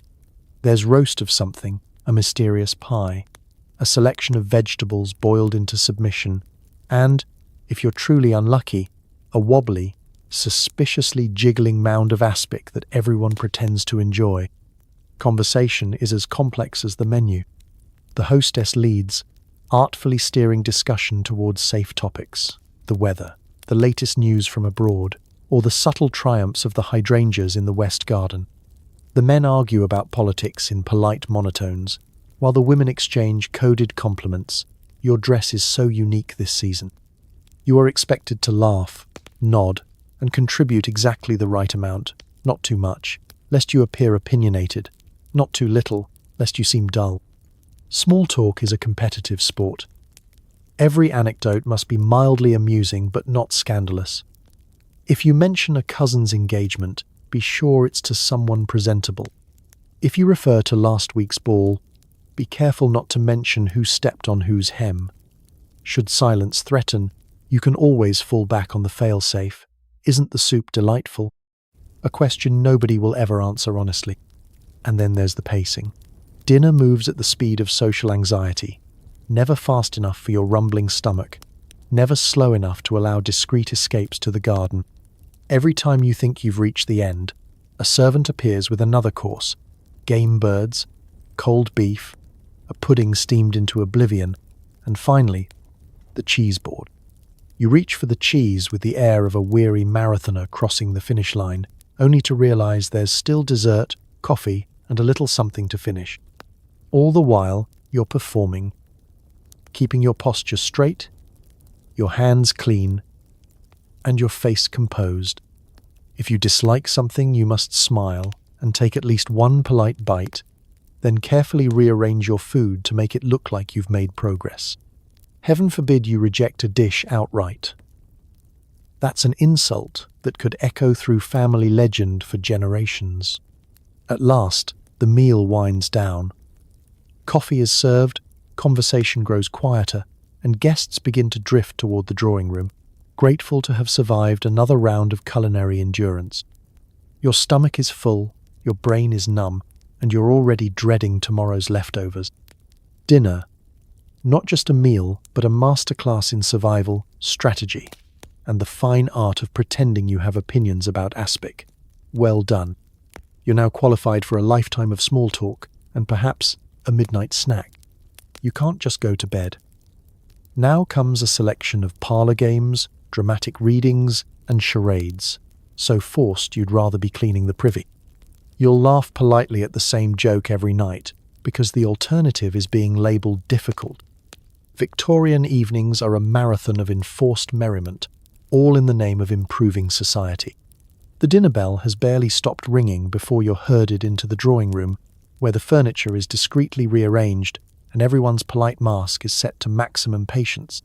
There is no retreat to your bedroom with a book, at least not until you've suffered through 2 hours of wholesome, vaguely competitive, and frequently baffling entertainment. The host or hostess, always alarmingly chipper, announces the activities as if revealing the secrets of the universe. Charades, of course, is a perennial favourite. For the uninitiated, Victorian charades is less about wild gestures and more about performing miniature scenes from well-known novels, poems, or plays. If you've never tried to mime Lady of Shalott while Aunt Bertha shouts, "Pickles!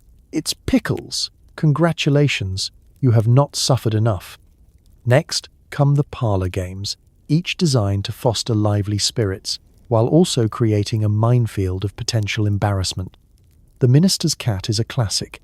Each person must describe the cat with a new adjective, going around the circle alphabetically.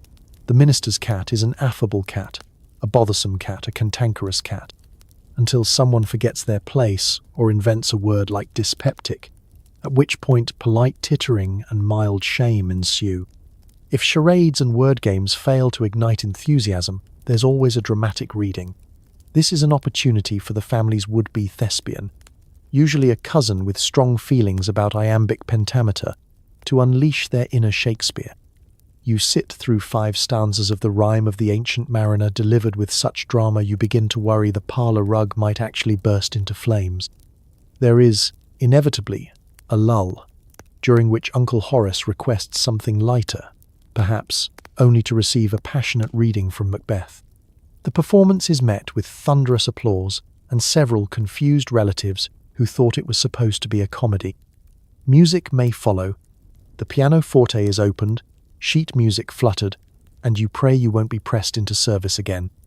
The youngest sibling performs a piece they learned yesterday.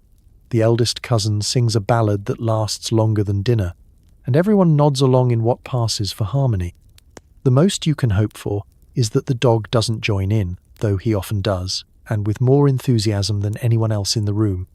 Some nights, someone suggests blind man's bluff or snapdragon, games with the potential for actual injury, flaming raisins, or at least some honest excitement. But more often than not, the evening winds down with 20 questions, which inevitably devolves into a debate about whether an emu is truly a household object, or forfeits, which is mostly an excuse to make people sing, dance, or recite embarrassing poetry on command. Through it all, you smile and laugh at the right moments, lest you be accused of lacking sociability. You clap for performances, feign surprise at the twist endings, and enthusiastically guess the answers, even when you're secretly counting the minutes until escape. No one dares suggest simply relaxing in silence, lest they be mistaken for a malcontent, or, worse, sent to play the minister's cat with Aunt Bertha again. Eventually, the clock strikes a merciful hour. The games conclude, the room is set to rights, and you're finally allowed to drift off to bed, cheeks aching from polite laughter and soul just slightly worn. But you've done your duty, endured the forced fun, kept the peace, and maintained the delicate Victorian fiction that charades, parlour games, and dramatic readings are the very height of human joy. Congratulations. You've survived another evening of mandatory merriment. Sleep well. Tomorrow, you may be asked to perform the Lady of Shalott again, and you'll want to be ready. At last, you steal a few moments alone to write in your journal, reflect on your blessings, and privately despair that your entire day has been graded by the neighbours. The house is finally quiet, no more parlour games, no more forced applause, and, for a precious half hour, no one hovering nearby, ready to critique your posture or ask if you've written your thank you notes. You settle by candlelight at your little writing desk, a battered but beloved notebook before you, and an ink pot that somehow manages to leave a smudge on your nose every time you use it. Journaling is a sacred act, a tiny rebellion in a day otherwise spent performing for others. This is the only place you can truly be yourself, even if your most honest entries read like a catalogue of small grievances and near misses with disaster. Tuesday. Avoided Aunt Bertha's matchmaking by pretending to faint. Nearly worth the concussion.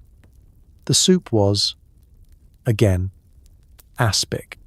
You pour out the details that no one else would understand. The agony of a corset that's 2 inches too tight, the triumph of remembering all the forks at dinner, and the sheer adrenaline rush of sneaking jam from the larder undetected.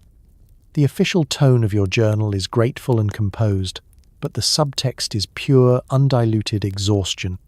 You list your blessings, good health, apart from the blisters and persistent sense of existential doom, a respectable family, even if they all insist on reciting poetry after dinner, and a roof over your head, preferably one without squirrels.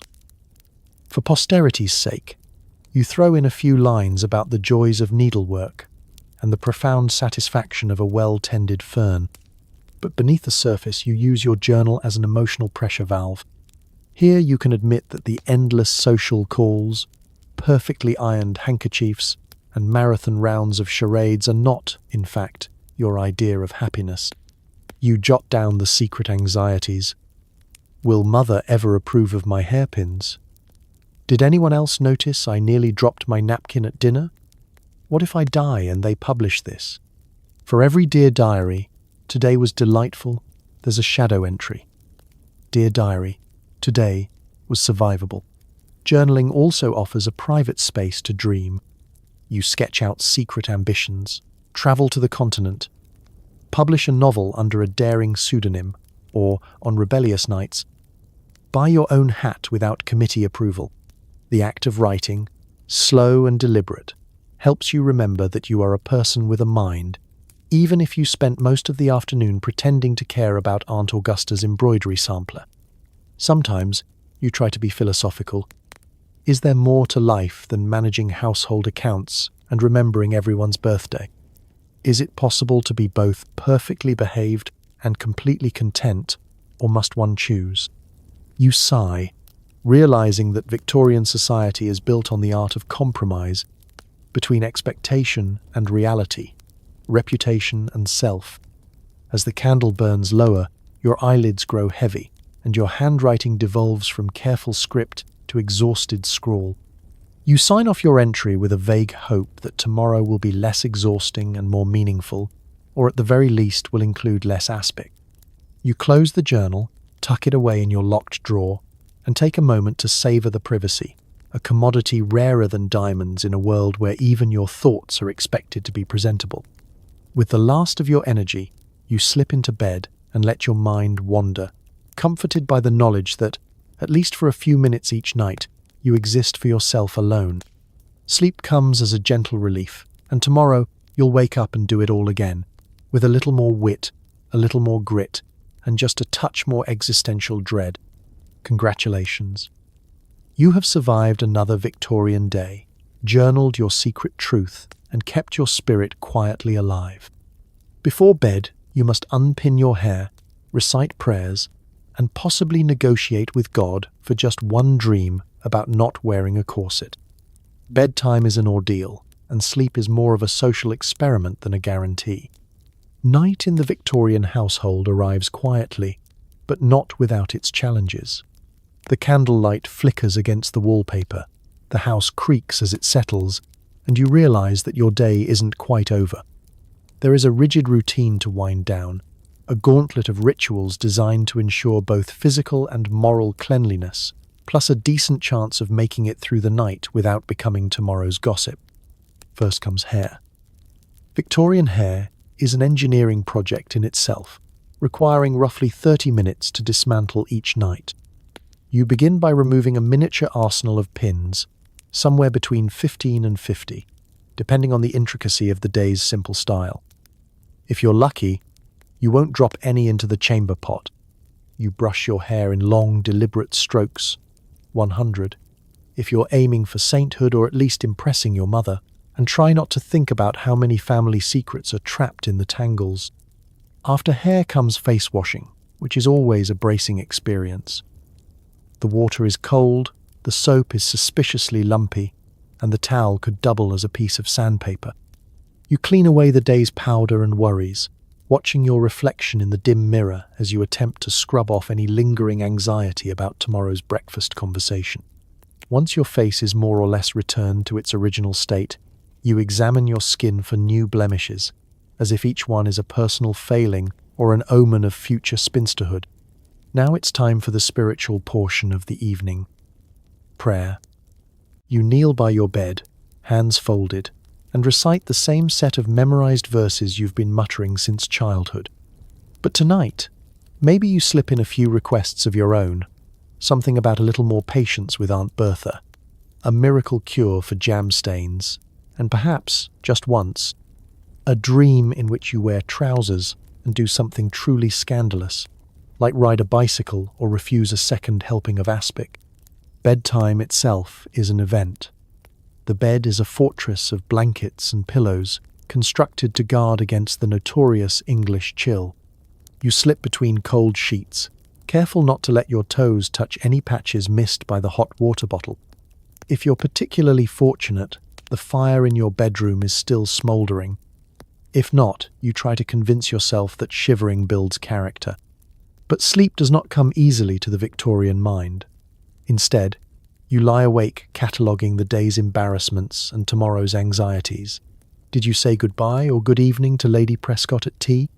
Did you remember to wind the clock, close the window, and hide your journal from snooping siblings? Your brain sprints through social calculations, each one more catastrophic than the last, until you finally surrender and listen to the soothing sound of the wind rattling the panes.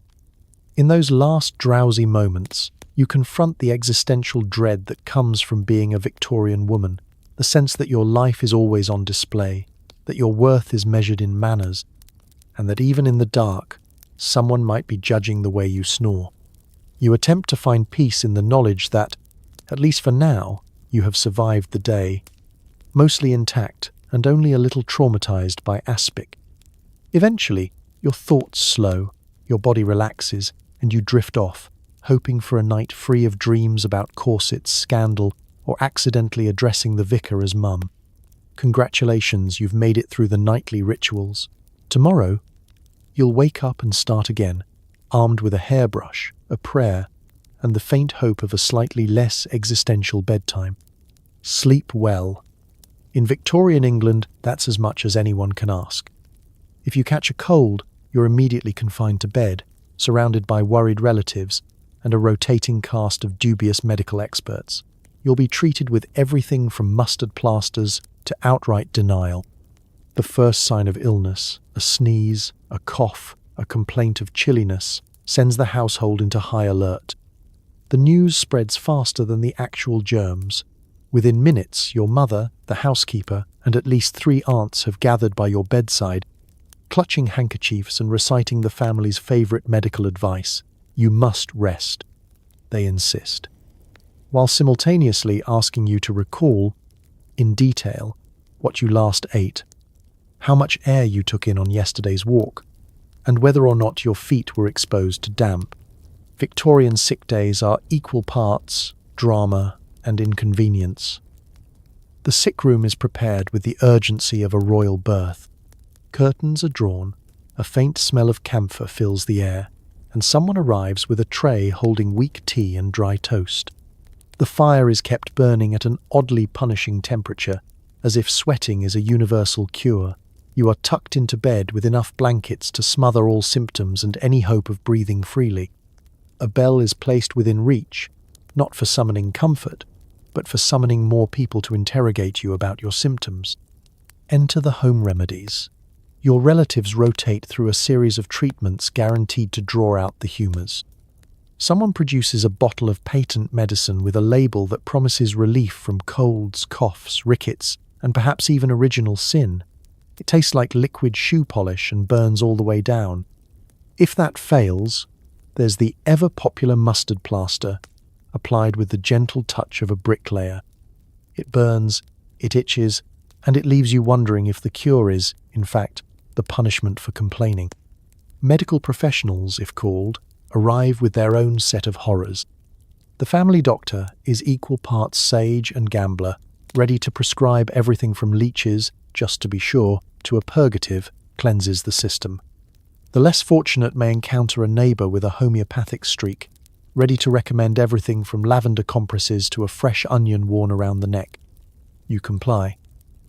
Mostly because resistance requires more energy than you have, and you're already half convinced you're dying of boredom. Meanwhile, the family debates over your bedside, all in carefully modulated whispers. Is it a slight indisposition or something lingering? Should you be allowed to read? Or will the excitement of a novel send you into a fever? Every cup of tea is administered with the solemnity of a potion. Every cough is greeted with concern, advice, or, in the case of Aunt Bertha, a long tale about the time she nearly perished from a cold but was saved by brisk walks and an alarming quantity of bacon fat. Rest is the official prescription, but actual sleep is impossible. The door creaks open every 10 minutes, servants checking the fire, siblings sneaking a peek, relatives just making sure you're still with us. The only peace comes in the small hours of the morning, when you can lie back, surrounded by your mountain of blankets, and imagine a world in which a touch of catarrh is met with nothing but a quiet nap and a stack of scandalous novels. Recovery is just as theatrical. You're praised for your bravery. Such a good patient. Hardly complained at all, and gently ushered back into the household routine, though forbidden from vigorous activity for at least a fortnight. Unless, of course, you're needed for a particularly dull social call. Congratulations. You have survived the Victorian sick day. Dosed, roasted, interrogated, and ultimately released back into the wild. And if you still have a cough, best keep it to yourself. You don't want to go through all that again until at least Christmas. Beneath the layers of etiquette and ruffles, every Victorian woman harbours secret joys and vices. Whether it's sneaking sweets, reading banned books, or simply daydreaming about a world where you can wear pants. Outwardly, your life is an endless parade of good behaviour, gentle accomplishments, and polite restraint. But behind every properly arranged fringe curtain, there exists a whole clandestine universe. The truth is, even the most respectable young lady has her guilty pleasures, and, more often than not, she's gotten very good at hiding them. Let's start with the classics, sweets. Officially, you partake of sugar only during sanctioned mealtimes, and always with the restraint expected of someone whose waist is under public scrutiny. But oh, the thrill of slipping an extra bonbon from the parlour tray when nobody's watching, or sneaking a handful of candied violets from the jar Aunt Prudence thinks is strictly ornamental. Some evenings, you and your most trusted friend might even raid the larder for a spoonful of jam, scandalous, sticky, and absolutely worth the risk. If anyone asks about the missing sugar, you simply blame the children, the dog, or the elusive draft. Books are another gateway to the forbidden. You keep a respectable volume on your nightstand, perhaps The Young Lady's Guide to Moral Uplift, or Sensible Proverbs for Every Occasion. But buried beneath it, safely tucked away from prying eyes, is a dog-eared copy of the latest sensation novel, sensational stories of murder, intrigue, and heroines who dare to have feelings. Maybe you swap books with your more daring friends, each of you becoming experts in hiding your reading material within plain brown covers, should anyone approach. If you're especially brave, you might even possess a contraband French novel, smuggled from a cousin's trunk and read by candlelight, heart-pounding with every turn of the page. And then, there's the sartorial daydream. Pants. The simple, glorious freedom of not having to manage 7 pounds of petticoats every time you want to sit down or leave a room. It's not just about comfort. It's about the fantasy of walking briskly through the garden, climbing a tree, or, heaven forbid, actually running for the sheer pleasure of it. In your quietest moments, you imagine a parallel universe where ladies can wear trousers, own pockets, and not be judged for the contents. But not all secrets are so innocent. Some women keep a stash of nerve drops or a bottle of sherry for those particularly trying afternoons spent enduring family drama or Aunt Bertha's piano recitals. You might have a hidden stash of spicy letters, old valentines, anonymous poetry, or a note from a would-be suitor that you keep more for the excitement than the sentiment. For the artistically inclined, there are forbidden sketches, caricatures of your relatives, fanciful designs for hats you'd never dare to wear, or even a scandalously lifelike drawing of the gardener, purely for practice, of course. Then, there are the dreams that never make it past your journal. Secret ambitions. Travel, publishing, performing on stage, or becoming an explorer in a world that only pretends to allow such things for women. Sometimes you sketch your future self, astride a horse, behind a lectern, or simply alone in a room where nobody asks what you're doing. The fact that these are secrets says more about society than about you. Still, the best-kept secret is simply the pleasure of solitude, 10 stolen minutes in the garden, a few pages read in the pantry, a private giggle at a ridiculous hat, or a whispered joke with a friend who knows just how silly all this propriety really is. And so, while the world outside sees a model of decorum, inside you keep a rich private world alive. A world of tiny rebellions, secret pleasures, and dreams that make the corsets, the small talk, and even the aspic worth enduring. Because what nobody admits is, being a Victorian woman is a masterclass in survival, and the real fun always happens after everyone else has left the room. Every respectable Victorian woman needs fresh air, which is why you're now embarking on a morning walk that's equal parts exercise and competitive social theatre. With a chaperone 2 steps behind and a parasol angled just so, you sashay down the street at the precise speed that says, "I'm above scandal, but not above judging your hat." Walking is less about health and more about being seen, ideally by the right people, and absolutely never by anyone selling fish. The preparations for a proper walk rival those of a minor military operation. First, you select a dress that is sufficiently fashionable but not so eye-catching that it risks whispers among the neighbours.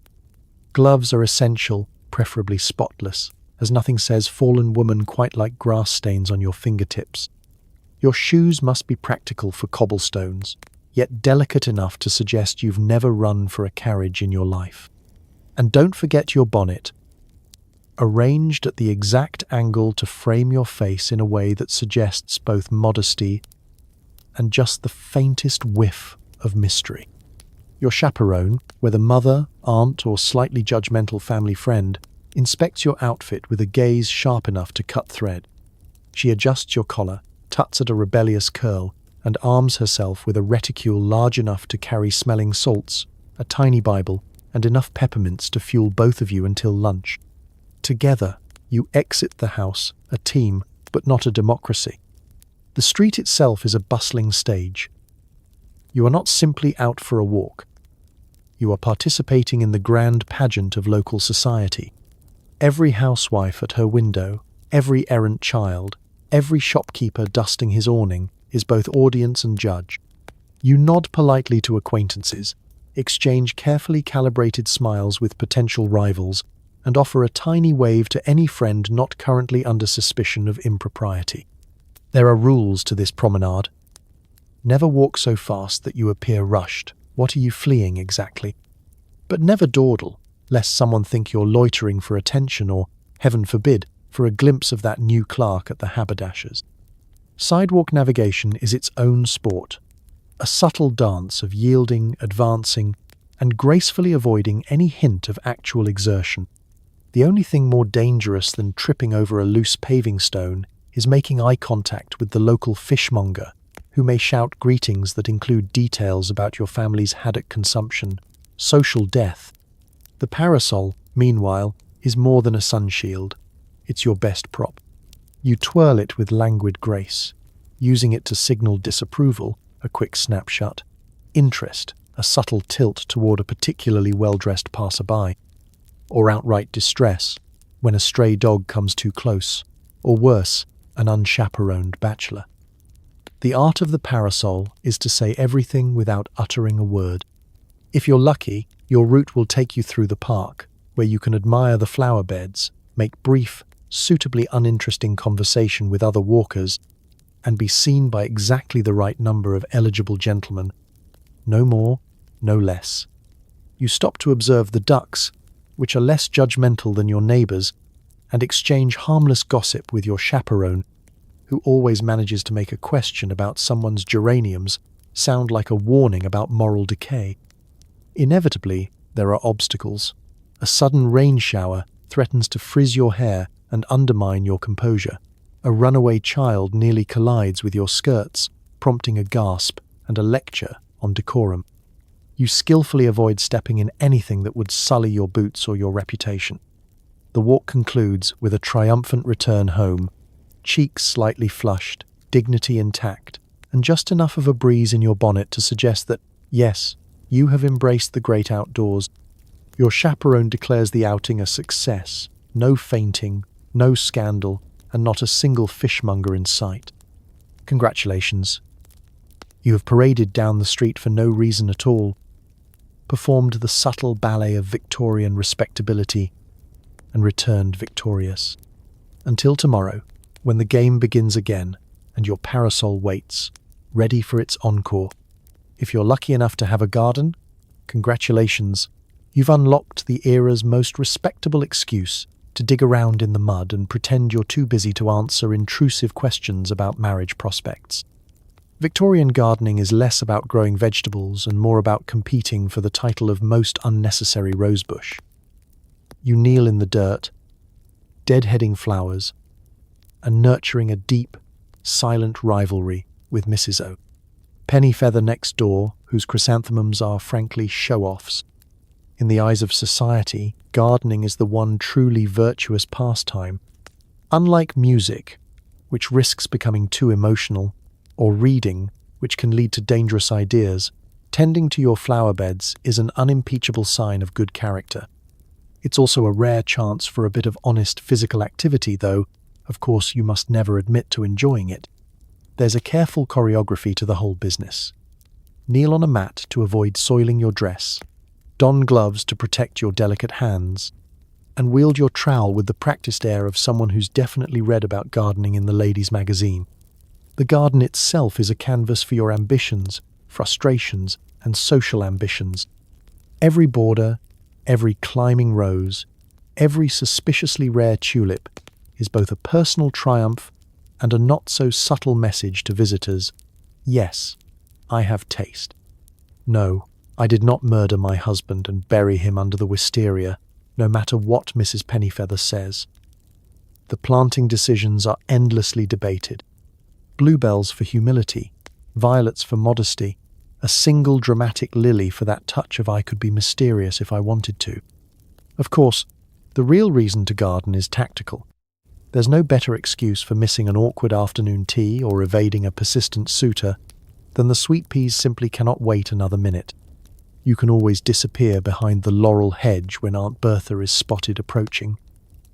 Secateurs in hand and your most pensive expression at the ready. Few dare to interrupt a woman who is obviously on a mission to defeat blight and overbearing relatives in a single afternoon. But make no mistake, gardening is also war. Your most formidable opponent is always next door. Miss Pennyfeather has spent years perfecting her borders, cultivating rumours about your dahlias, and boasting falsely about her award-winning compost. You pretend not to notice when she leans over the fence to comment on your weeding technique or offers unsolicited advice on the ideal depth for planting gladiolus bulbs. Sometimes she appears to be pruning her roses, but you know she's actually counting your blooms. And, if you're honest, you've done the same, perhaps with a slightly superior air.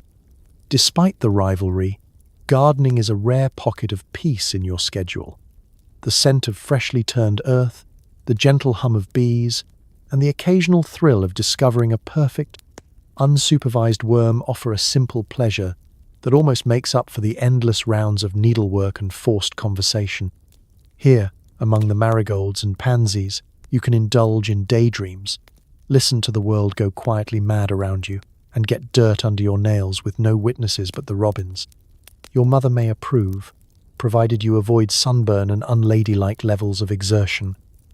Your siblings leave you alone, convinced you're on some kind of penance. The garden is your sanctuary, your arena, your silent therapy session, a place where you can cultivate something beautiful, or at least keep your hands busy while plotting next week's witty retort for Mrs. Pennyfeather. As the afternoon wanes, you stand back to survey your handiwork. The flower beds are triumphant, the lawn respectably even, and your rival's chrysanthemums, though still insufferable, look just a touch less smug.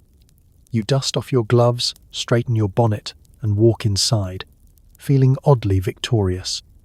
Gardening, proof that sometimes the best way to survive Victorian womanhood is to dig deep, plant bravely, and let the neighbours stew in their envy.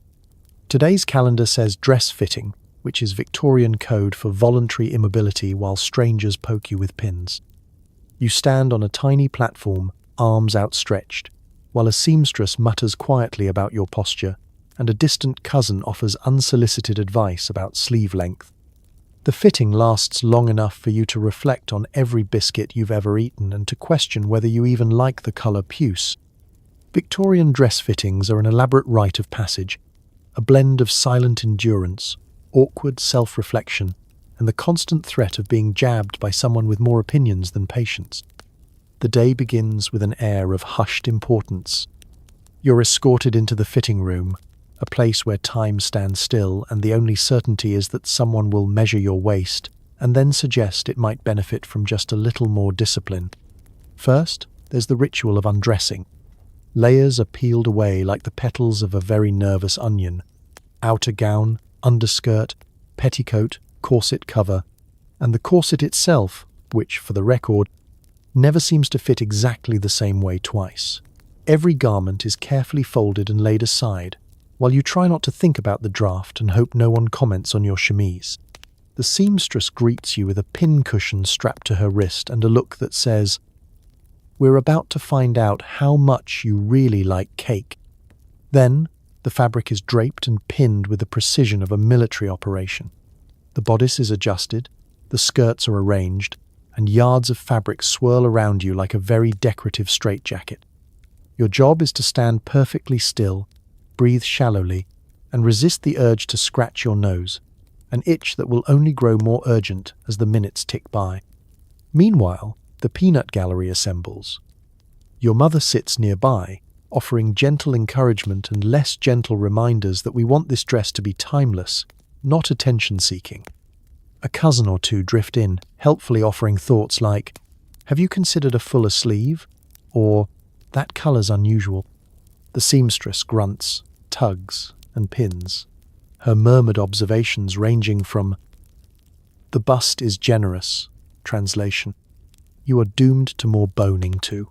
We'll just let out the waist a half-inch," translation, "Someone's been enjoying scones." Every inch of you is measured, poked, and prodded. You have never been more aware of your own body. Is your posture correct? Are your arms the same length? Did you actually gain weight, or is puce just an unforgiving colour? You stare straight ahead, watching the dust motes in the sunlight and trying to mentally compose your next diary entry. Survived another fitting. Lost feeling in left foot. May never look at velvet the same way again. The process is agonizingly slow. Every seam must be perfect, every hem even, every detail discussed, altered, and then discussed again. If you dare to sigh or shuffle your feet, the seamstress sighs louder and declares, "If you can't stand still now, how do you expect to stand through a 3-hour dinner?" You suppress the urge to reply, with hope and sturdy shoes. The grand finale comes when you're finally allowed to see yourself in the full-length mirror. There you are, the dress taking shape, pins glinting in the afternoon light, a vision of Victorian elegance, at least until someone points out that the trim needs adjusting or the bustle could be more assertive. You nod, as if you understand the politics of bustles, and try to ignore the existential question burning in your mind. Is all this really worth it for a single garden party? When at last you're released, you peel off the test garments, thank the seamstress, who is already plotting your next fitting, and escape with a sense of accomplishment mixed with mild trauma. You're one step closer to owning a dress that will make you the envy of the neighbourhood. Or at least, the only one in puce. Congratulations. You've survived the dress fitting, a lesson in patience, posture, and the peculiar human capacity to suffer for fashion. Your house is technically staffed, but every day brings new opportunities to master the fine Victorian art of the polite complaint. The coal scuttle is half empty, the footman's hair is slightly too modern, and someone has moved your favourite armchair 3 inches to the left, possibly as part of a household coup. You summon your inner general, issue veiled instructions, and brace for the next skirmish in the ongoing domestic Cold War. Victorian households run on a steady diet of discipline, protocol, and subtle psychological warfare. As mistress, you're expected to keep everyone in line, maintain impeccable standards, and do it all with the sort of gentle firmness that suggests both authority and deep reserves of patience, even if you have neither. The official rule, never shout. The unofficial rule, never let them see you panic. The daily parade of minor offences begins with the morning inspection. You glide through the house with the measured step of a monarch on a surprise visit, noting with eagle-eyed precision every spot of dust, misaligned cushion, and slightly wilted fern. The maid who dusts your writing desk is unfailingly cheerful, which makes it doubly hard to mention that the silver inkstand now smells faintly of onions. You smile, and with a voice so calm, it borders on threatening. You say, "Perhaps next time. Just a touch less enthusiasm with the polish, Mary. It's a delicate dance." You must never complain directly, but instead deploy a battery of euphemisms and half-compliments. "The soup was interesting tonight, cook. Perhaps tomorrow something a little less adventurous." Or, to the footman, "What a striking hairstyle, John. Is it Parisian?" The most powerful phrase in your arsenal is, "I wonder if we might try it this way," which translates roughly to, "Do this immediately, or I shall die of embarrassment before luncheon." And there are always mysterious incidents. The coal scuttle, for instance, is never quite full. Is it the new scullery maid, or has the butler declared a private war on heat? You're never quite sure, but you leave subtle hints. How brisk the drawing room feels this morning. Perhaps we could be extra generous with the coal. The armchair, inexplicably relocated, becomes the subject of a week-long investigation as you carefully mention to everyone, within earshot of the guilty party, how the light in this corner is so perfect for reading. Sometimes, of course, your efforts backfire. The staff, operating under their own parallel chain of command, develop a silent code for household warfare. The salt is never in the same place twice. The housekeeper insists the armchair must be moved for better air circulation. The gardener mysteriously forgets to trim Mrs. Pennyfeather's side of the hedge. You issue instructions, receive bland assurances, and wait for the next, inevitably creative, rebellion. Your only defense is to master the art of the subtle escalation. Begin with a gentle reminder. Follow up with a slightly more pointed suggestion. If all else fails, you bring out the ultimate weapon, a visit from your mother or the vicar, both guaranteed to inspire a sudden, miraculous improvement in standards for at least 48 hours. Yet, through all this, you're also expected to be kind, attentive, and never forget a birthday or special occasion. You remember favorite teas, inquire after sick relatives, and distribute modest gifts at Christmas, even as you quietly plot a full reshuffle of the kitchen staff. The goal is harmony, but the reality is endless negotiation, a cold war conducted with silver trays and folded napkins. At the end of the day, you collapse into your perfectly replaced armchair, reflecting on your victories. The fire is blazing, the soup is edible, and the footman's hair is, well, still a little too Parisian. But you'll tackle that tomorrow. Congratulations. You've survived another round of the servant problem, demonstrating all the tactical genius of a field marshal and the patience of a saint. In Victorian England, this is simply what's expected. So, here we are at the end of a day in the life of a Victorian woman.